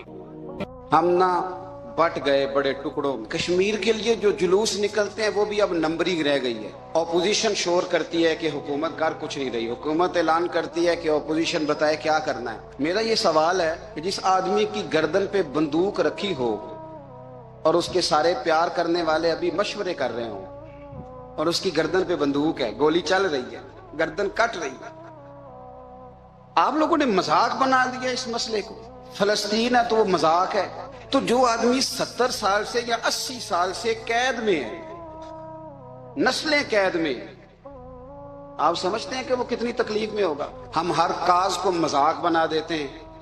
میں آج اس جمعے کے اجتماع میں اتنی بات ضرور کرتا ہوں کہ جتنے اسلامی ملک ہیں اور جتنے ان کے حکمران ہیں اور جتنی ان اسلامی ممالک کی عوام ہے, مشائخ ہیں, علماء ہیں, ان سب سے قیامت کے دن فلسطین کے بچوں کے بارے میں بھی پوچھا جائے گا, شام کے بچوں کے بارے میں بھی پوچھا جائے گا, لیبیا جو سارا کٹ گیا اس کے بارے میں بھی پوچھا جائے گا, اور کشمیر کی بچیاں جو روز دریاؤں اور پتھروں اور پہاڑوں میں چیخیں مار کے روتی ہیں ان کے بارے میں بھی سوال پوچھا جائے گا. نہ ادھر ادھر کی تو بات کر, یہ بتا کہ قافلہ کیوں لٹا, مجھے رہزنوں سے غرض نہیں تیری رہبری کا سوال ہے. یہ لوگ پوچھیں گے, ہم مجرم ہیں, ہم نے جواب دینا ہے اور اللہ کی عدالت میں جواب دینا ہے. آپ کو پتہ ہے مدینے والے رسول نے کیا فرمایا؟ حضور نے فرمایا من اذا مسلمن فقط اذانی, فرمایا جب میرے کسی مسلمان کو تکلیف ہوتی ہے تو مجھے تکلیف ہوتی. آپ کشمیر کی تکلیف کو محسوس ہی نہیں کرتے؟ ہمارے لیے مذاق بن گیا ہے. خدا را سارے لوگ, سارے میں اپیل کرتا ہوں گورنمنٹ سے، میں گزارش کرتا ہوں اپوزیشن سے، میں غیر سیاسی جماعتوں سے، علماء سے کہتا ہوں خدا را کبھی قوم بن کے دکھاؤ، کوئی ایک نعرہ تو سارے مل کے لگا لو، کسی ایک پیج پہ تو سارے جمع ہو جاؤ، کسی ایک جگہ پہ۔ کمال نہیں ہو گئی آپ کا جو آپ نے یہ آزاد کشمیر کی ریاست بنائی ہے نا، یہاں جو ہمارے پاس ہے مظفر آباد کا علاقہ، وہ آزاد ہے، ان کا وزیر اعظم اپنا ہے کہ نہیں، اسمبلی اپنی ہے نا، تو جموں کشمیر کو یہ حق کیوں نہیں حاصل؟ اور دنیا میں افغانستان پہ امریکہ نے حملہ کر دیا تھا کہ جی یہاں جمہوریت نہیں تو حملہ ضروری ہے، لوگ پس رہے ہیں۔ عالمی قوانین یہ ہے کہ کسی ملک کے اندر اگر جبرن کوئی مسلط ہوگا تو دنیا آ جاتی ہے، تو کشمیر میں کیوں نہیں آتی اقوام متحدہ؟ یہ تم کامیاب دورے کرتے ہو امریکہ کے، تو کیا کامیابیاں تمہاری بتاؤ؟ روز پستے ہیں وہ، روز کٹتے ہیں، کوئی انہیں پوچھنے والا نہیں۔ خدا را قوم بنے قوم، اگر ہم قوم نہ بنے تو پھر کافر باری باری کر کے مار رہا ہے، پھر باری کا انتظار کرو، پھر وہ باری باری کر کے کاٹ کے مار رہا ہے۔ میری اپیل ہے آپ ایک پالیسی، اپنی خارجہ پالیسی کا اعلان کریں، اور آپ اعلان کر کے تو دیکھیں، ہمیں آپ سے لاکھ اختلاف صحیح، ہمیں بڑی جگہ پہ آپ سے تحفظات ہیں، پر آپ کشمیر کے بارے میں واضح پالیسی بیان کریں، آپ آگے ہوں گے، ہم انشاءاللہ آپ کے پیچھے ہوں گے، لیکن آپ واضح پالیسی کا اعلان کریں، ہم تعصب کا مظاہرہ نہیں کریں گے، ہم آپ کے صحیح فیصلوں کی سپورٹ کریں گے، پر ان کے ساتھ بڑا ظلم ہو گیا ہے، اب تو وہ تصویریں دیکھی نہیں جاتی، مہربانی فرمائیں۔ اور ہمارے ملک میں جماعتیں اتنی ہیں کہ گنی نہیں جاتی، پر سوائے روٹی کھانے کے اور پوسٹر لگانے کے اور سوشل میڈیا چلانے کے کام کوئی نہیں۔ اللہ تعالیٰ کشمیر کے مسلمانوں پہ فضل فرمائے، اللہ رحمت فرمائے۔ نبی پاک صلی اللہ تعالی علیہ وآلہ وسلم نے فرمایا اہل یہود بغیر ٹوپی کے دستار باندھتے، جب سر پہ پگڑی باندھتے تو ان کے سروں پر ٹوپیاں نہیں ہوتی تھی، فرمایا تم نے ٹوپی پر دستار باندھنی ہے، یہودیوں کی مخالفت کرنی ہے، تم نے اہل یہود کی مخالفت کرنی ہے۔ فرمایا نصارہ کا طریقہ یہ ہے کہ وہ درمیان سے مانگ نہیں نکالتے، سر میں جب کنگھی کرتے ہیں تو درمیان سے مانگ نہیں نکالتے، تم نے درمیان سے مانگ نکالنی، ان کی تم نے مخالفت کرنی۔ فرمایا آتش پرست یہودی اور بہت ساری قوموں کا طریقہ یہ ہے کہ مونچھیں بڑی رکھتے ہیں، داڑیاں چھوٹی رکھتے ہیں، فرمایا تم نے ان کی مخالفت کرنی ہے، مونچھوں کو پست کرنا ہے اور داڑیوں کو بڑا کرنا ہے۔ کوئی چیز کسی اور کی مستعار لے کر دین میں شامل کرنے کو نبی پاک صلی اللہ علیہ وسلم نے پسند نہیں فرمایا، پسند نہیں کیا۔ فرمایا یہ کام تم نے نہیں کرنا، تمہاری علیحدہ ایک شناخت ہے، تم مسلمان ہو، تمہارا اٹھنا بیٹھنا کھانا پینا چلنا سونا جاگنا حتیٰ کہ تمہارا نماز جنازہ بھی دوسروں سے منفرد ہے۔ تم لوگوں نے کسی اور قوم کی کسی تھوڑی سی بھی چیز کو اپنے معاملات میں شامل نہیں کرنا، اس کو کہتے ہیں دو قومی نظریہ، یہ نظریہ ہے، اسی کی بنیاد پر پاکستان بنا تھا کہ ہندو ایک الگ قوم ہے، مسلمان ایک الگ قوم ہے، ان کا اٹھنا بیٹھنا کھانا پینا ہم سے بالکل علیحدہ ہے اور ہمارا ان سے بالکل علیحدہ ہے، طرز زندگی طرز معاشرت معیشت کہیں ملتی نہیں ہندوؤں سے مسلمانوں، لہذا ہمیں ایک ایسا وطن چاہیے، ہمیں ایک ایسا وطن چاہیے جس وطن کے اندر مسلمان اپنے طریقے کے مطابق اٹھیں بھی بیٹھیں بھی چلیں بھی سوئیں بھی۔ نماز پڑھنے کے لیے وطن نہیں بنایا گیا کہ ہم نے اذانیں دینی ہیں نمازیں پڑھنی ہیں جماعتیں کرانی ہیں، یہ کام ہندوستان میں آج بھی ہوتا ہے، وہاں مسجدوں میں اذان بھی ہوتی ہے، جماعت بھی ہوتی ہے، تلاوت بھی ہوتی ہے، مدارس بھی ہیں، مساجد بھی ہیں، عربی ادب بھی ہے، سارا کچھ ہے۔ وہ پریشان کرتے ہیں، اس سے قطع نظر کرتے ہیں، وہ تکلیف دیتے ہیں، لیکن پابندی نہیں ہے، یہ سارے کام وہاں بھی۔ پاکستان نماز کے لیے نہیں بنا، پاکستان تلاوت کے لیے فقط نہیں بنا، پاکستان نبی پاک کے نظام کے لیے بنا ہے کہ کچہری میں حضور کا دین نافذ کیا جائے گا، اسمبلی میں نبی پاک کا دین نافذ کیا جائے گا، حضرت عمر فاروق رضی اللہ تعالیٰ عنہ کے طریقوں کے مطابق حکمران اس ملک کو چلائیں گے، اس لیے پاکستان بنایا گیا تھا۔ اب تو کوئی یہ نعرہ نہیں نہ لگاتا، کوئی جماعت بھی یہ نعرہ نہیں لگاتی جتنی سیاسی جماعتیں ہیں۔ حالانکہ پاکستان کا نعرہ آج بھی ہر آدمی کو پتا ہے کہ پاکستان کا مطلب کیا، لا الہ الا اللہ محمد رسول اللہ صلی اللہ تعالی علیہ، لیکن کوئی بھی سیاسی جماعت اب اس نعرے کو لگانے کو تیار، بلکہ اس نعرے سے کامتے ہیں سیاسی حکمران، ان کو ڈر آتا ہے، ان کو پتا ہے کہ جب پاکستان کا ترجمہ لا الہ الا اللہ محمد رسول اللہ ہوگا تو سب سے پہلے ہمارے لیے مشکل بنے گی، ہمیں سب سے پہلے احتساب کے کڑے مراحل سے گزرنا پڑے گا۔ دیکھیں نا، جمہوریت کے لیے اگر پاکستان بنا تھا تو جمہوریت تو میں ہمیشہ کہتا ہوں ہندوستان کی جمہوریت آج بھی پاکستان سے بڑی مستحکم ہے، ایک دفعہ بھی وہاں ڈکٹیٹر کی حکومت نہیں آئی۔ تو یہ جو ہمیں بتایا جاتا ہے، سبق پڑھایا جاتا ہے، ہماری نوجوان نسل آج تک ہر آدمی آتا ہے، میں نے کافی پہلے بھی کہا تھا کہ لوگ ہمیں نئے نئے نکات دیتے ہیں، کوئی 10 نکات دیتا ہے، کوئی 14 نکات دیتا ہے، کوئی 16 نکات دیتا ہے، ہمیں ضرورت نہیں تمہارے نکات کی، اس لیے کہ ہمیں سارے نقطے خطبہ حجت الوداع پہ نبی پاک نے عطا فرما دیے ہیں صلی اللہ تعالی علیہ وسلم، کسی نقطے کی ضرورت نہیں ہے، ہم حاجت نہیں محسوس کرتے۔ جب کوئی پارٹی منشور دیتی ہے، دستور دیتی ہے، تو میں تو حیران ہوتا ہوں کہ کیا کر رہے ہیں یہ لوگ، ہمیں ضرورت نہیں کسی منشور دستور کی، سارے منشور، سارے دستور، سارے قانون، ساری باتیں آمنہ کے لال ہمیں عطا فرما گئے ہیں، ضرورت نہیں ہے۔ پاکستان بنا تھا 2 قومی نظریے کی بنیاد پر۔ نظریہ کیا ہے؟ لا الہ الا اللہ محمد رسول اللہ صلی اللہ تعالی علیہ۔ حکمران اس کو بھول گئے اور انہوں نے قوم کی ذہن سازی اس طرح کی، میڈیا کو ساتھ ملا کے بچوں کا ذہن اس طرح کا بنایا کہ قوم بھی تیار نہیں ہوتی۔ نظام مصطفیٰ صلی اللہ علیہ وسلم کے لیے قوم تیار، حالانکہ کافر کو آپ کی نماز سے کوئی مسئلہ نہیں۔ یورپ میں کبھی پابندی لگی ہے کہ مسجد نہ بناؤ؟ کبھی وہاں کسی نے کہا ہے قرآن پاک نہ لے کے آؤ؟ کبھی کسی نے کہا ہے؟ وہاں پابندی نماز پہ نہیں ہے۔ ان کو ڈر تو نظام مصطفیٰ سے آتا ہے کہ دین نافذ نہیں ہونا چاہیے۔ تو میرے بھائی، پاکستان ایک نظریاتی وطن ہے، جتنا دوڑ سکتے ہیں میں اور آپ دوڑ لیں، جتنا دوڑ سکتے ہیں، جہاں تک یہ قوم بھاگ سکتی ہے بھاگ لے، یہ اس چہرے کو اپنا لے یا اس چہرے کو اپنا لے یا اس کو آزما کے دیکھ لے، چونکہ اس وطن کی بنیاد کلمہ ہے تو یہاں سکون بھی اسی وقت آئے گا جب حکومت بھی کلمے والے رسول کی آئے گی صلی اللہ تعالی علیہ وسلم، صلی اللہ تعالی۔ اور اسلام ہر جگہ یہ بتاتا ہے کہ ملک کس کے ہیں؟ اللہ کے۔ تو نظام کس کا ہونا چاہیے؟ اللہ کا، اللہ کے دین کا۔ دنیا کی سب سے بڑی ہجرت ہوئی تھی جب پاکستان بنا تھا، دنیا کی سب سے بڑی ہجرت۔ 10,000 عورتوں کی عزتیں لوٹی گئیں جب یہ وطن بنا، لاکھوں لوگوں نے جانوں کی قربانیاں دیں۔ ابھی 15-20 سال پہلے ہندوستان کا پنجاب کا جو علاقہ ہے اس کو کھولا گیا تو ایک کنویں سے ابھی بھی ہڈیاں ملی ہیں جو سکھوں نے کاٹ کر مسلمان کنواں پورا بھر دیا تھا۔ اس تکلیف کے ساتھ وطن بنا، کس لیے؟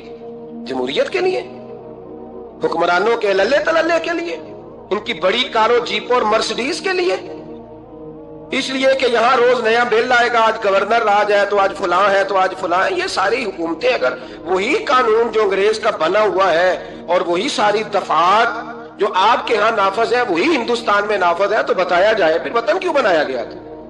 پھر کیا ضرورت تھی؟ یہ سارے کام تو وہاں بھی ہو رہے ہیں۔ اس لیے میرے بھائی، وطن کے نظریے کو سمجھے۔ وطن بنا تھا لا الہ الا اللہ محمد رسول اللہ صلی اللہ علیہ وسلم۔ اور اقبال جو بانی پاکستان ہے، جو مصور پاکستان ہے، جو تصویر دینے والے ہیں پاکستان کی، ان سے کسی نے کہا تھا کیوں پاکستان بنانا چاہتے ہو؟ ہم جو ایک ملت جو ہیں، ہندوستانی ایک ملت ہے، قوم ہے، تو کیا ضرورت ہے؟ تو اقبال کہنے لگے اپنی ملت پر قیاس اقوام مغرب سے نہ کر، خاص ہے ترکیب میں قوم رسول ہاشمی۔ نبی پاک کی قوم اپنی ترکیب کے لحاظ سے ہر قوم نے خاص ہے۔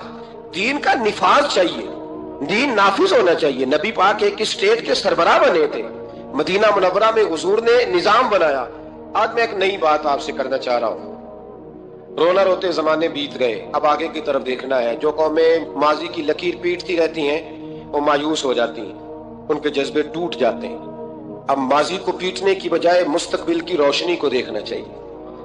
ہمیں نبی پاک صلی اللہ علیہ وسلم نے کسی وطن کی تعمیر کے لیے جو جذبات دیے ہیں ان جذبات پر ہمیں غور کرنا چاہیے۔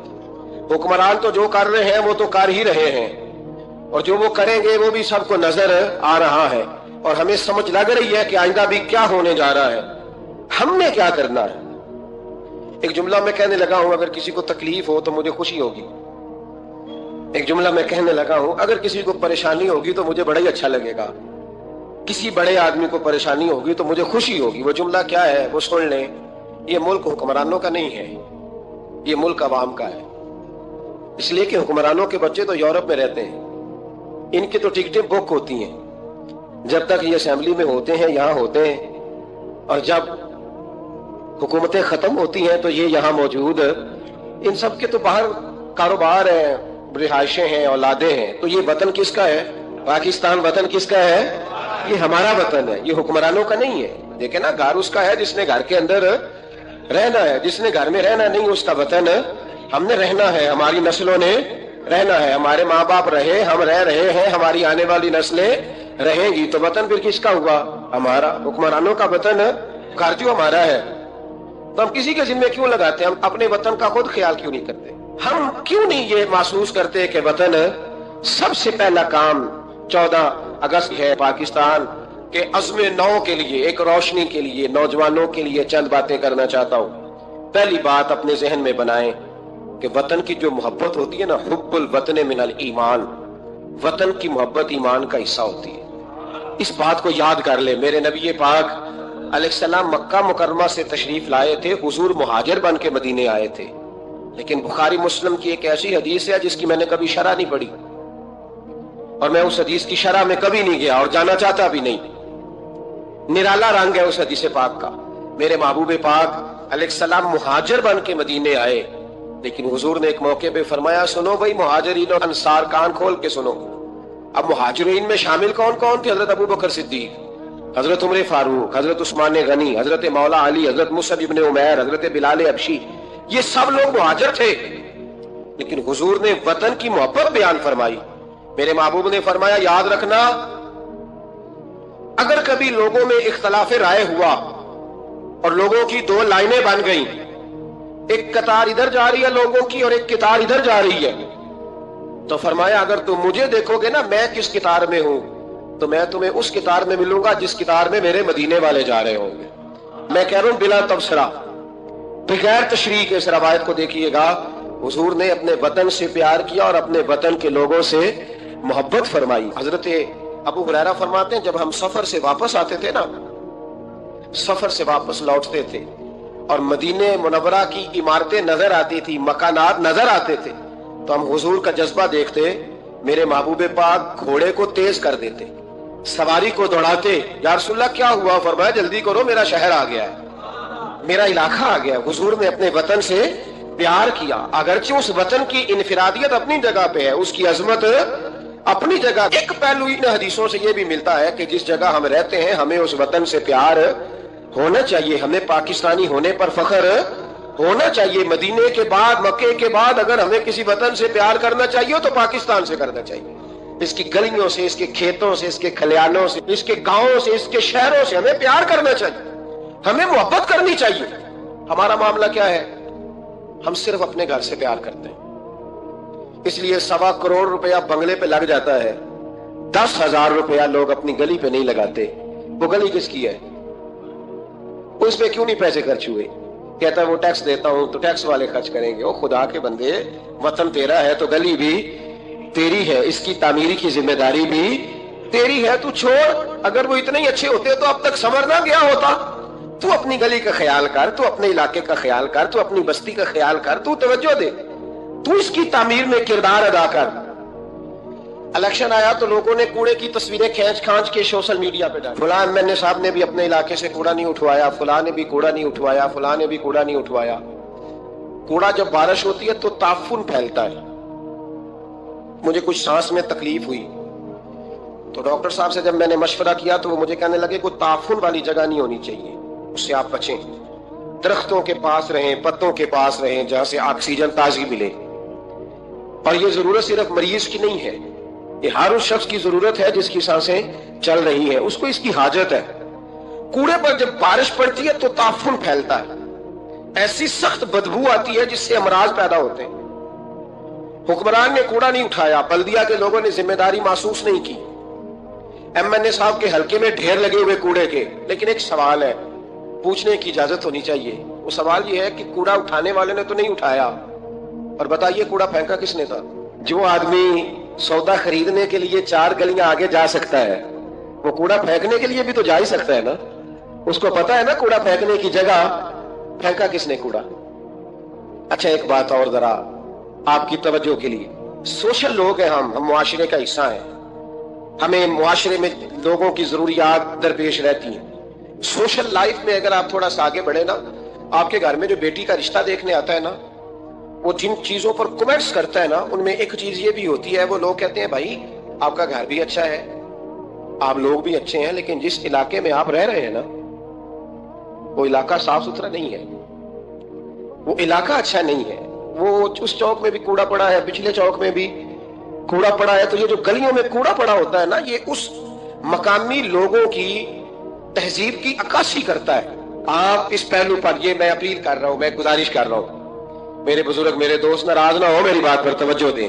आप सुने मेरे नबी पाक सल्लल्लाहु अलैहि वसल्लम ने हमें तरबियत क्या दी। हुजूर अलैहिस्सलाम फरमाते, इमाम राजी ने तफसीर कबीर में हदीस लिखी है, महबूब फरमाते हैं कयामत के दिन अल्लाह तबारक व तआला एक गुनाहगार के बारे में जन्नत का फैसला फरमा देगा।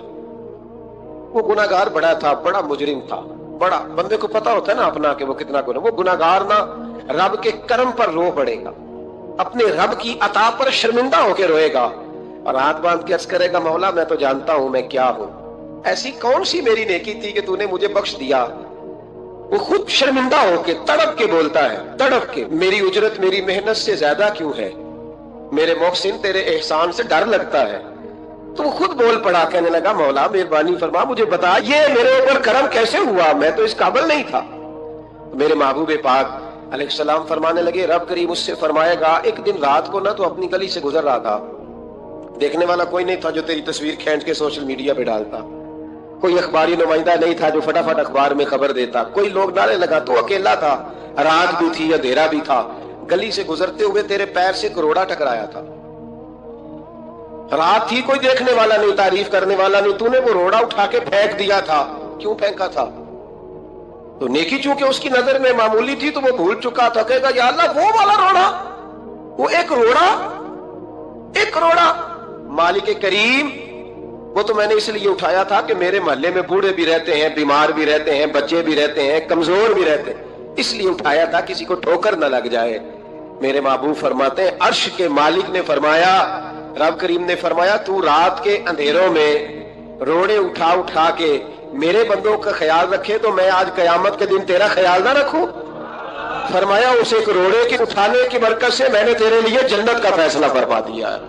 तो अगर आप अपनी ही गली का कूड़ा उठाएं, अगर अपनी ही गली के रोड़े उठाएं, तो इससे हमारा वतन संवरेगा, इससे हमारी गलियों में, हमारे इलाकों में, हमारे मोहल्ले में, हमारे इलाके में सफाई फैलेगी। रावलपिंडी में सियासतदानों ने और वोटरों ने बड़ी गंदगी फैलाई, पोस्टर लगाए, वो फटते थे, बारिश होती थी तो वो गलियों में बहते थे, तबाही थी। तो अखबार पे सारा वो उन बच्चों का वो तरीका आया, उन्होंने क्या किया कि 15-20 बच्चों ने मिलकर प्रोग्राम बनाया कि गाने डालने वाले तो डाल के चले गए। मैंने शुरू में कहा इनका तो वतन ही नहीं, तो उन्होंने कहा कि मोहल्ला तो हमारा है ना, इस गली से गुजरना तो हमने है, तो हम क्यों उम्मीद रखते हैं कि वो जीतने वाला आएगा या हारने वाला आएगा और वही उठाएगा। गली हमारी, मोहल्ला, 15-20 पढ़े लिखे नौजवान, ये तालीम याफ्ता तबका होता है। तालीम याफ्ता तबका वो नहीं होता कि लंबे बाल रख के तो गली के कोने पे खड़े होके कहे ये सारा मोहल्ला चाय लो खाए, देखो रूढ़ी लगाई, ये तालीम नहीं, ये जालत है। तालीम याफ्ता वो होता है जो आगे बढ़ के दाबड़ा लेकर, कई उठाकर, कुदाल पकड़कर वो कूड़ा उठाए, वो तालीम याफ्ता बंदा होता है जो वतन की तामीर में अपना हिस्सा डाले। उन नौजवानों ने काम किया, इसी वतन के रहने वाले, इसी वतन के बासी। वो कहते हैं हम 15 निकले थे, फिर सारा वतन उठा और ढेरों हजारों इलाकों के लोगों ने उनकी तकलीद की। तो पहला काम ये करें कि वतन से प्यार करें, दूसरा काम ये करें कि इसकी सफाई में अपना हिस्सा डालें। हम क्यों इंतजार करते हैं कोई ग्रांट आएगी? मेरी जाती राय ये है, मेरी जाती राय कि जितने गली में मकान होते हैं ना, सबके घरों के अंदर सहूलियात होती हैं, वो सारे अगर मिले तो मेरा ख्याल है उनकी अपनी गली का निजाम सही हो ही सकता है। तो आओ मिलकर इस वतन को संवारने की कोशिश करें, इसकी गलियों पे मेहनत करें, इसके खेतों पे मेहनत करें। और तीसरी बात, इस वतन को सरसब्ज़ो शादाब बनाएं। کیا انداز ہے میرے محبوب کے سمجھانے کا. یہ بخاری کی حدیث ہے. میرے محبوب فرمانے لگے جس نے کوئی ایک درخت لگایا, جس نے کوئی ایک درخت لگایا یا پودا لگایا یا کوئی ایسی چیز لگائی, فرمایا اس سے کوئی انسان نفع اٹھائے یا اس سے کوئی جانور نفع اٹھائے, فرمایا جب تک لوگ نفع اٹھاتے رہیں گے رب لگانے والے کے نامہ اعمال میں نیکیاں درج فرماتا رہے گا. تو ہم کیوں درختوں کو کاٹتے ہیں؟ ہمیں چاہیے نا اس کو سرسبز و شاداب کرنے میں اپنا کردار ادا کریں تاکہ ہمارے وطن میں خوبصورتی پھیلے. ایک مرض بڑی تیزی سے پھیل رہا ہے, ہیپاٹائٹس سی کا مرض ملک میں بڑی تیزی سے پھیل رہا ہے, بڑی تیزی سے. جگر کام کرنا چھوڑ جاتا ہے, میدے کی بیماریاں بڑھتی ہیں, پیٹ کے درجنوں امراض ہیں, پیٹ میں پانی پڑ جاتا ہے. ہمارے ملک میں تو ڈائلسس کا نظام بڑا مردہ ہے. اللہ خیر کرے. محکمہ صحت پر اتنا بوجھ ہے لوگوں کا, لیکن لوگ ڈیوٹی نہیں کرتے, کام ہی نہیں کرتے. غصہ ہی بڑا آتا ہے. ڈاکٹر حضرات کو اللہ ماشاءاللہ, مریض تکلیف سے کرا رہا ہے لیکن وہ کہہ رہا ہے اب ٹھیک ہے, سرکاری نوکری اسی طرح کی ہوتی ہے, موج کرنی چاہیے. خیر صلی اللہ. بڑی تیزی سے مرض پھیل رہا ہے اور لوگ کمزور ہو رہے ہیں, بڑی مجبوری ہے, لوگ رو رہے ہیں, تڑپ رہے ہیں.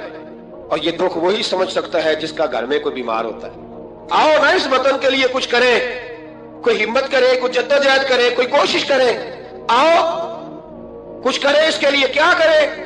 اس ہیپاٹائٹس سی کی بیماری سے لڑنے کا سب سے پہلا حل ڈاکٹر یہ بتاتے ہیں کہ پانی اگر لوگ صاف پینے لگ جائیں, اگر پانی صاف ملنے لگ جائے تو ان بیماریوں میں 90% کنٹرول ہو سکتا ہے. یار صرف صاف پانی, لیبارٹری کے ٹیسٹ کے مطابق جو بڑا مہنگا بور بھی ہے وہ بھی ₹1,00,000 سے نیچے ہے.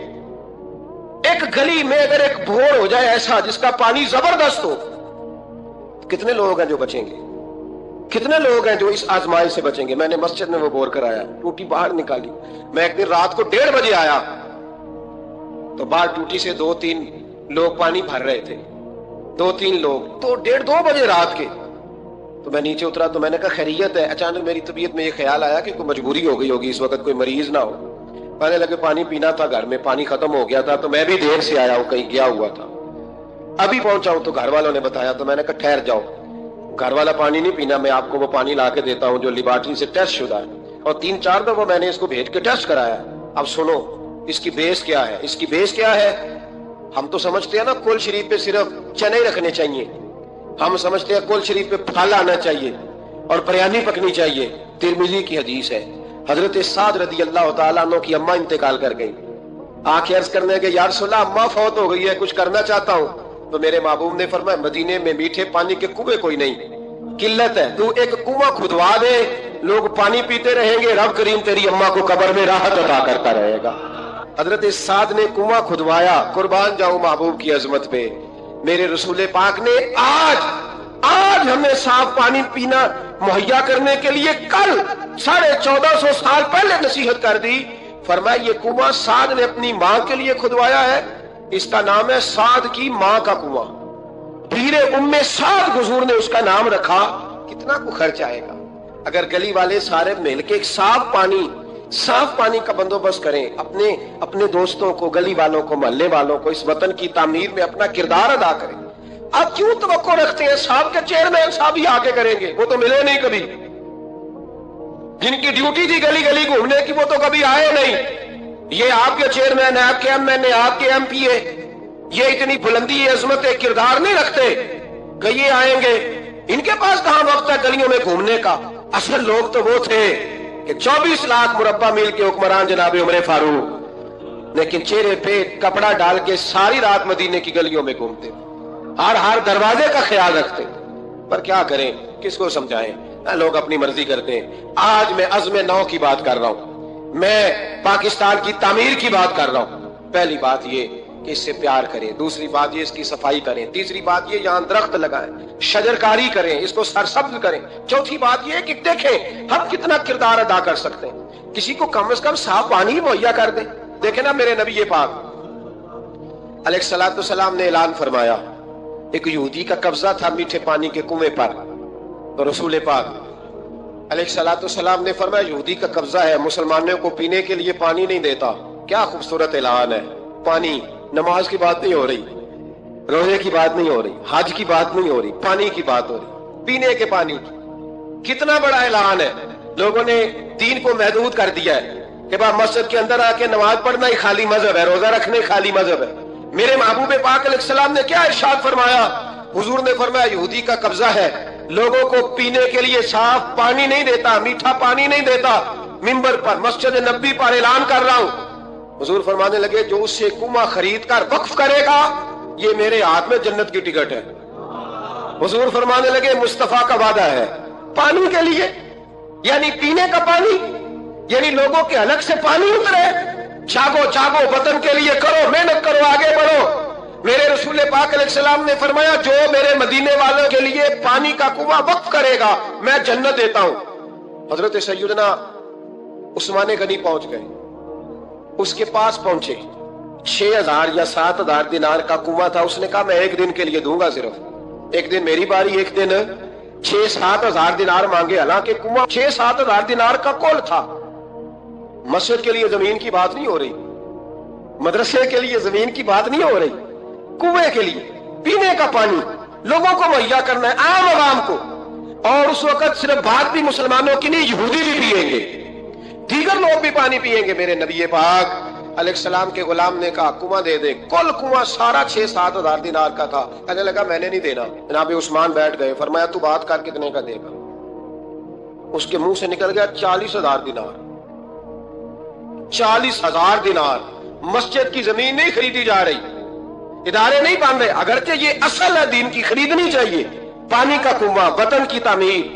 जनाब उस्मान गनी रज़ी अल्लाह ताला ने फरमाने लगे तूने अपनी औकात के मुताबिक पैसे मांगे, वरना मैं तो 60,000 दिनार लेके आया था। तेरी औकात इतनी थी, तो यहूदी है ना, तुम्हारी औकात इतनी है, ने औकात के मुताबिक मांगे, मैं 60,000। उसने कहा उस्मान समझ नहीं आई, सारी जिंदगी तिजारत करते रहे हो, 40,000 दिनार कुएं के लिए? आप फरमाने लगे तू बेईमान है, तुझे क्या समझ आएगी? अगर किसी को 40,000 की जन्नत की टिकट मिले और मिले भी नबी पाक के दस्ते मुबारक से, फरमाया ये है अर्ज़ जन्नत, ये तैबा की ज़मीन है, जन्नत भी यही, मालिक जन्नत भी यही है। आओ पाकिस्तान की तामीर करें, आओ इसकी गलियों से कूड़ा उठाएं, इससे प्यार करें, इससे मोहब्बत करें, यहाँ दरख्त लगाएं, यहाँ साफ पानी पीने के लिए बंदोबस्त करें। और मेरे भाई, मेरा बच्चा अगर तालीम नहीं हासिल करता तो सारी इन्वेस्टमेंट अपने बच्चे पर करने की क्या जरूरत है? आगे बढ़ो ना। वो जो चाय वाले खोखे पे चाय तकसीम कर रहा है वो भी बड़ा लायक है, उसके अब्बे से मुलाकात करो, उसको कहो ला यार मैं तेरे बच्चे का खर्च उठाता हूँ, इसको स्कूल में दाखिल करा। एक इंजीनियर मिलेगा मुल्क को, वो जो गर्मियों के मौसम में ना ठंडे पानी का कूलर लेके बास के पीछे भागता है ना और आवाज देता है एक गिलास पानी का ले लो, एक गिलास।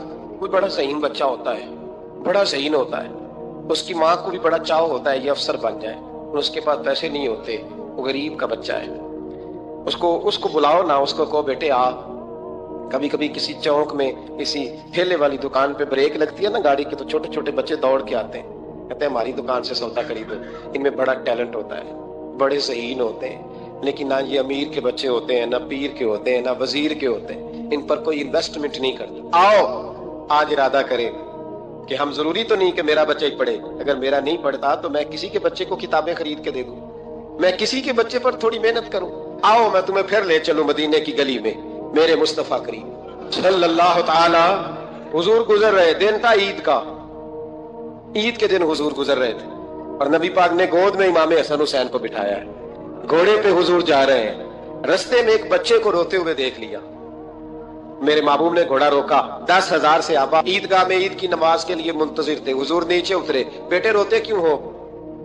तो फिर रो पड़ा, कहने लगा यतीम हूं, अब्बा इंतकाल कर गए, हर बच्चे ने नए कपड़े पहने, महबूबा चचा और मामू ने भी मेरी तरफ देखना पसंद नहीं किया, रो रहा हूं। 10,000 नमाजी इंतजार कर रहे, 10,000, और मेरे रसूल पाक वतन के गरीब बच्चों का ख्याल कर रहे हैं। हुजूर घोड़े से उतरे, बच्चे को हाथ लगाया, घर ले गए, कहा फातिमा हसन का कोई नया जोड़ा पड़ा है? कोई नया जोड़ा पड़ा है? बीबी साहबा कहने लगी हुजूर नया तो पहले भी कोई नहीं था, ये थोड़ा ठीक था जो मैंने धुला के हसन को डाला है। आओ अगर मेरा बच्चा नहीं पढ़ता तो किसी के बच्चों पे तवज्जो करें। मेरे महबूब ने फरमाया फातिमा इस तरह कर, हसन को वही वाला दोबारा डाल दे जो पहले डाला हुआ था, और हसन के वजूद से ये कपड़े उतार, ये कपड़े उतार, और इस यतीम के गले में ये कुर्ता डाल, हुजूर क्या मिलेगा? फरमाया जब यतीम राजी होता है तो अल्लाह भी बड़ा ही राजी होता है। इस वतन में अभी भी बड़े बच्चे हैं जो स्कूलों से बाहर हैं, उनकी मजबूरी है, उनकी अम्मा ने दवाई खानी है, वो अभी भी खील मरुंडा लेके बेच रहे हैं, वो अभी भी गुब्बारे बेचने निकले हुए हैं। इस वतन में बड़ी गुर्बत है, बड़ा दुख है, बड़ी आजमाइश। इस पर बड़ी बातें मेरे आशिया ख्याल में हैं, लेकिन वक्त नहीं है, मुझे आगे बढ़ना है। फिर इस वतन के दिफा में अपना किरदार अदा करो। एक मौलवी साहब बेचारे सीट नहीं जीत सके तो उन्होंने कहा हम 14 अगस्त ही नहीं मनाएंगे। ये वो बेईमानों का ग्रुप है जिन्होंने कहा था कि शुक्र है हम पाकिस्तान बनने के गुनाह में शरीक नहीं हुए। किस तरह ये लोग पार्लियामेंट में जाते हैं, किस तरह हमारे नुमाइंदे बन गए। ये वो लोग हैं जिन्होंने कहा था शुक्र है हम पाकिस्तान बनने के गुनाह में शरीक है, और ख्वाजा कमरुद्दीन सियालवी को खत लिखा था कायदे आजम ने, अमीर मिल्लत पीर जमात अली शाह साहब को खत लिखा था कायदे आजम ने कि अगर अहले सुन्नत के पीर मदद ना करते तो पाकिस्तान बन ही नहीं सकता था। अभी भी तुम्हें होश नहीं आई, अभी भी तुम्हें नहीं पता कि पाकिस्तान के दोस्त कौन और दुश्मन है। 14 अगस्त नहीं मनाएंगे, तुम इस काबिल ही नहीं हो कि तुम मना सको।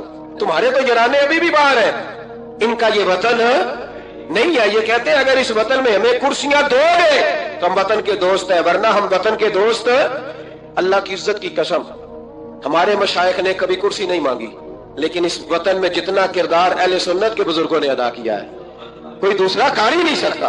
वो कहते 14 अगस्त नहीं मनाएंगे, तू मना भी नहीं सकता, और तुझे मनानी चाहिए भी, इसलिए कि तुम्हारा इस वतन से कोई ताल्लुक है। ये अमीर मिल्लत पीर जमात अली शाह साहब का वतन है, ये मुहद्दिस आज़म पाकिस्तान मौलाना सरदार अहमद का वतन है, ये ख्वाजा कमरुद्दीन सियालवी का वतन है। तुम्हारा वतन है, तुम वहीं चले जाओ जहां से तुम आए हो, वहीं तुम अच्छे लगते हो। तो मेरे भाई, वतन की दिफा, वतन की हिफाजत, नौजवान जरूर इस बात पर तवज्जो करें। हजरत अनस बिन मालिक रज़ी अल्लाह तआला अन्हु फरमाते हैं मदीने के कोने से ना अचानक रात को जोर जोर से चिल्लाने की आवाज आने लगी। जब रात को कोई ऐसा धमाका होता है ना तो लोग एक दूसरे को जगाते हैं। कहते लोगों ने एक दूसरे को जगाया, अब नौजवान इकट्ठे हो गए, बुजुर्ग भी, के वहां से शोर की आवाज आती है, कुछ चीखरा, नेज़े, तलवारें और बर्छियां, हर चीज लोग संभाल के असला तैयार करके प्रोग्राम बनाने लगे कि नौजवान आगे जाके देखते, बुजुर्ग पीछे रहते हैं, देखते हैं वहां क्या है, मदीने की हिफाजत करते हैं, कौन आ गया, क्या मसला। कहते हम अभी प्रोग्राम बना ही रहे थे, आगे बढ़ने ही लगे थे कि हमने देखा, अचानक हमारी नजरें उठी, हम हैरान हो गए कि जिस तरफ हम जाना चाह रहे थे नबी पाक उधर से होके वापस आ रहे, और अकेले नबी पाक, हाथ में नेज़ा है। हम अभी जाना चाह रहे थे और हुजूर होके वापस आ रहे, और हुजूर फरमाने लगे चुप करके सो जाओ, कुछ भी नहीं, जानवर लड़ पड़े थे आपस में, मैं देख आया हूं, कुछ भी नहीं है। हजरत अनस बिन मालिक फरमाते हम गौर से हुजूर का चेहरा देखने लगे, और फिर हमें समझ आई कि मुस्तफा को इस वतन की हिफाजत का कितना ख्याल है। हुजूर ने हमें सिखाया है कि जब वतन पर आफत आए तो सोचना नहीं है, गौर नहीं करना, सबसे पहले आगे बढ़ना है, आगे बढ़ना है, आगे बढ़ के वतन के दिफा के लिए अपना पेश करना है। पाकिस्तान से प्यार करें, पाकिस्तान का कूड़ा उठाएं, पाकिस्तान की मिट्टी से प्यार करें, पाकिस्तान में दरख्त लगाएं, पाकिस्तान में गरीबों की मदद करें। जो बच्चा मोहल्ले का गरीब स्कूल नहीं जाता, मोहल्लेदार मिल के हिफाजत करें उस बच्चे को स्कूल में दाखिल कराएं। बच्चों के अच्छे मुस्तकबिल के लिए जद्दोजहद करें, साफ पीने का पानी मुहैया करें। हमारा वतन है, हमें इसको आगे लेके चलना है। 14 अगस्त पे ये पैगाम है, ये मैसेज है कि थोड़ा थोड़ा करके इस वतन की तामीर में अपना किरदार अदा करें। इसकी गलियों को सजाएं, सवारें, कभी सड़क पर रैपर ना फेंके, कभी शापर ना गिराएं, कभी किसी गंदगी से इस वतन को आलूदा ना करें। मेरे अरब को आई ठंडी हवा जहां से, मेरा वही वतन है, मेरा वही वतन है। इकबाल कहा करते थे कि हुजूर को यहाँ से ठंडी हवाएं आई हैं, इस वतन के लिए अपना किरदार अदा करें। देखें आप और मैं क्या कर सकते हैं, वो सारा कुछ करें। मेरी गुजारिश है कि कम से कम 5 बच्चे पढ़ाने का अहद करे एक बंदा, उनका तालीमी खर्च उठा सके, तब किताबें लेके दे सके, तब कोशिश करें कि 5 बच्चे कम से कम। हो सकता है ऐसा, अगर हर पाकिस्तानी 5 बच्चे पढ़ाने का इरादा कर लेना तो लाखों बच्चे स्कूलों में दोबारा से चले जाएंगे, लाखों बच्चे। थोड़ा थोड़ा ख्याल करें, और अगर कोई वो काम करे जो इमाम आजम करते थे, गरीब के बच्चे को ले आते थे और फरमाते थे मैं तेरे घर का खर्चा दूंगा, तू तालीम हासिल कर। हमारे जो बड़े शानदार किस्म के दोस्त है ना, शानदार, जिनका अदब से नाम लेते हैं, वो अरब के बादशाह। हम तो अरब खाली कहते भी नहीं, अरब शरीफ कहते हैं।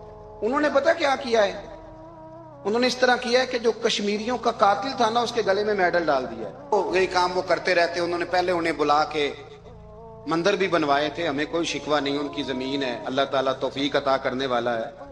पर ख्याल ये था कि चलो कश्मीरियों के जख्म पर नमक ना छिड़कते, 2 महीने इंतजार कर लेते, कुछ हालात संवर जाते, कुछ थोड़ा इंतजार है। हमारे दोस्त, हमारे वजीर आजम साहब जब जाते हैं तो वो फूलों का हाथ डालते हैं हमारे दोस्त, लेकिन उन्हें वो हदीस याद नहीं कि नबी पाक अलैहिस्सलाम ने फरमाया जब मेरे मोमिन को तकलीफ होती है तो मुझे भी गुंबद खजरा में तकलीफ होती है।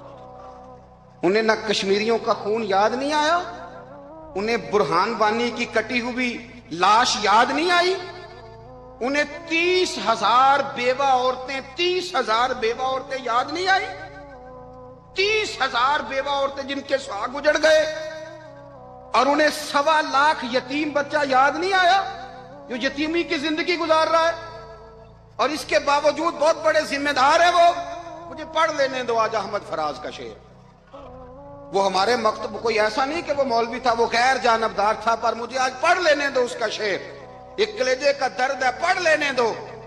उसने कहा था कि पढ़ता हूं तो कहती है ये खालिक की किताब है, मिसले यहूदी ये सऊदी भी अजाब, उस कौम के बारे में क्या लिखूं फराज, काबे की कमाई से जो पीते हैं शराब। में ख्याल नहीं आया तुम्हारा सिर्फ दीन ये है कि कब्रें गिरा दो, मज़ारात गिरा दो, फकत ये दीन है।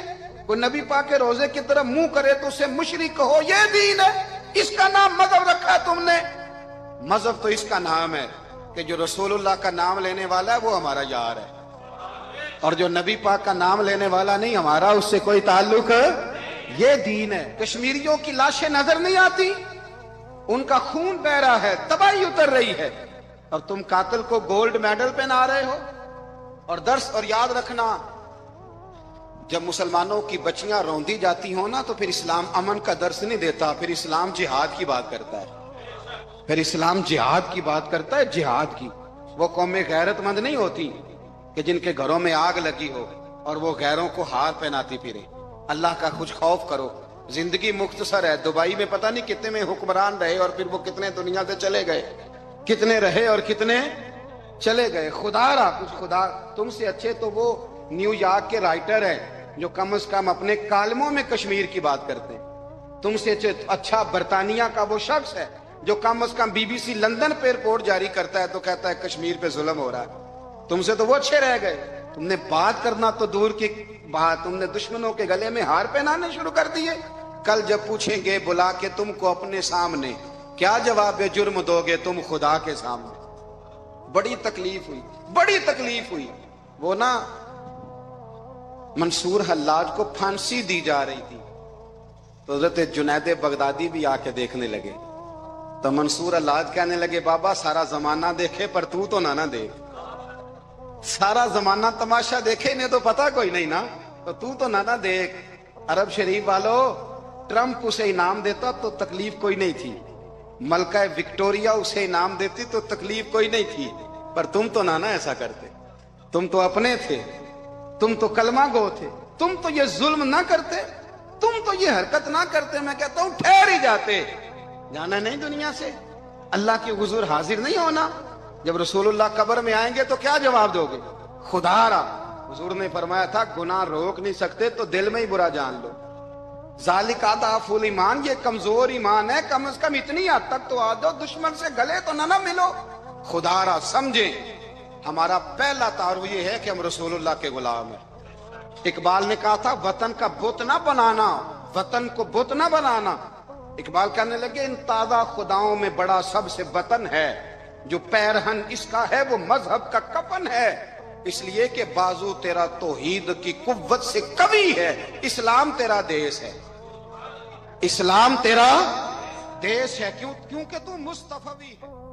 कश्मीर मनाया, कश्मीर पाकिस्तान की जान है। कश्मीर को बानिए पाकिस्तान मोहम्मद अली जिन्ना ने कहा था ये पाकिस्तान की शाहरग है, और आज की शाहरग का ये हाल है कि कश्मीर में कोई घर अब ऐसा नहीं जिस घर ने लाशें ना उठाई हो, कोई खानदान ऐसा नहीं जिसकी इज्जत महफूज रही हो। दरिंदों की तरह वहां जुल्म होता है, अजियतनाक सजाएं दी जाती हैं। एक जमाना था हम कश्मीर का बड़ा नाम लेते थे, आप यकीन करें हम भी भूल गए हुक्मरानों की तो क्या बात करनी। हम भी भूल गए। हमने कभी सोचा ही नहीं कि जब कश्मीर की बच्चियां कटती हैं तो रसूलुल्लाह के गुंबद पर क्या गुजरती है।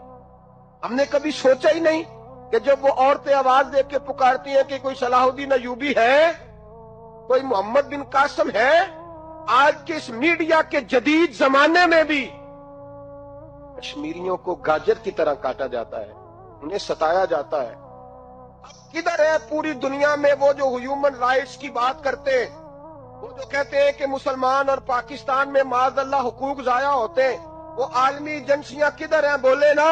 अक़वाम मुत्तहिदा ने 100 दफा कहा है कि कश्मीरियों का फैसला उनकी राय के मुताबिक कर दिया जाएगा। फिर क्यों उनकी राय के मुताबिक फैसला नहीं होता? मुसलमानों, कभी अपनी कमजोरी को सोचो तो सही, कभी गौर तो करो। मैंने पहले भी कहा था, फिर कहता हूं, कश्मीर 10 मिनट में आजाद हो सकता है, लेकिन शर्त यह है कि मुसलमान मुसलमान बन के सोचना शुरू कर दें। मुसलमान मुसलमान बन के सोचना शुरू कर दें। ओ खुदा के बंदो, उसका जिक्र तो करो, उनका नाम तो लो, उनका जिक्र तो करो, उनकी नस्लें ना गिनो, उनकी बरादरियां ना गिनो, ये गिना करो कि वो रसूलुल्लाह के गुलाम है, वो नबी पाक का कलमा पढ़ते हैं। तुम यहाँ ईद की नमाज पढ़ते हो और वो जनाजे पढ़ रहे होते हैं। तुम यहाँ बाजारों में ईद की शॉपिंग करते हो और कश्मीरी बाजारों में कफन खरीद रहे होते हैं। मेरे भाई, खुदारा उनका नाम तो लो। मेरा पैगाम ये है कि हर बच्चा, हर बूढ़ा, हर जवान, कम से कम अब तो हर आदमी के हाथ में सोशल मीडिया, आवाज तो बुलंद करे। वो कहे तो सही, कश्मीर पर जुल्म हो रहा है, क्यों दुनिया नहीं बेदार होती, क्यों नहीं लोग जागते? अब मुसलमान की आवाज कमजोर नहीं है, अब पूरी दुनिया मुसलमान की आवाज को जानती है। आवाज तो निकालो, बात तो करो। कश्मीर आजाद होना चाहिए और सारे का सारा होना चाहिए, और कोई कश्मीरियों को बेआबरू ना समझे, कोई उन्हें तन्हा ना समझे, इसलिए कि रसूलुल्लाह की कौम की बरादरियां नहीं होती। रसूलुल्लाह सल्लल्लाहु अलैहि वसल्लम की कौम टुकड़ों में बटी नहीं होती, बल्कि ये कुरान के नाम पर एक होती है, ये गुंबद खजरा के साए में एक होती है। और अब कश्मीर के यहाँ कश्मीरियों के लिए अब सूरज तुलू होने वाला है, अब चांद निकलने वाला है, रात बड़ी हो गई, अब दिन आने वाला है, बड़ी जल्दी सूरज चमकेगा और तुलू होगा, और कश्मीर एक ऐसी रियासत बन के उभरेगा जो पूरी दुनिया में सिर्फ रसूलुल्लाह का नाम लेगी। और वहां मज़ारात है औलिया अल्लाह के, वो या रसूलुल्लाह कहने वाले। मज़ार हजरत बल, वहां नबी पाक के मुंह मुबारक पड़े हुए हैं। वो लोग तो औलिया के, सूफिया के मानने वाले, रसूलुल्लाह के जुल्फों से प्यार करने वाले, वो तो हर वक्त। कश्मीर तो औलिया की धरती है। यारा ने कश्मीर को कहते हैं जन्नत। जन्नत कभी किसी काफिर को मिली है, न मिलेगी, न किसी काफिर को मिली है और न कभी मिलेगी, वो नहीं तुम्हें मिल सकती, इसलिए कि वो रसूलुल्लाह के गुलामों की धरती है और वो इंशाल्लाह आजाद होगा। इसलिए पूरी मिल्लत को चाहिए कि यक जुबान होकर ऐलान करे कि हम हर वक्त कश्मीरियों के साथ हैं, हर लम्हा उनके साथ हैं, और इंशाल्लाह बड़ी जल्दी। मैंने कहा 10 मिनट लगेंगे, शर्त यह है कि मुसलमान बन जाओ, शर्त यह है कि थोड़ा सा ना पार्टी से, बरादरी से ऊपर उठ के सोचो और कहो कि बाकी सारी बातें अपनी जगह पर, पहले हम रसूलुल्लाह के गुलाम हैं। इसलिए कश्मीर ने जितनी कुर्बानियां दी हैं, अल्लाह उतनी ही ज्यादा उन्हें इज्जतें भी अता फरमाएगा और उससे बढ़कर अल्लाह उन्हें इनाम भी अता फरमाएगा। मेरा रब उम्मत मुस्लिम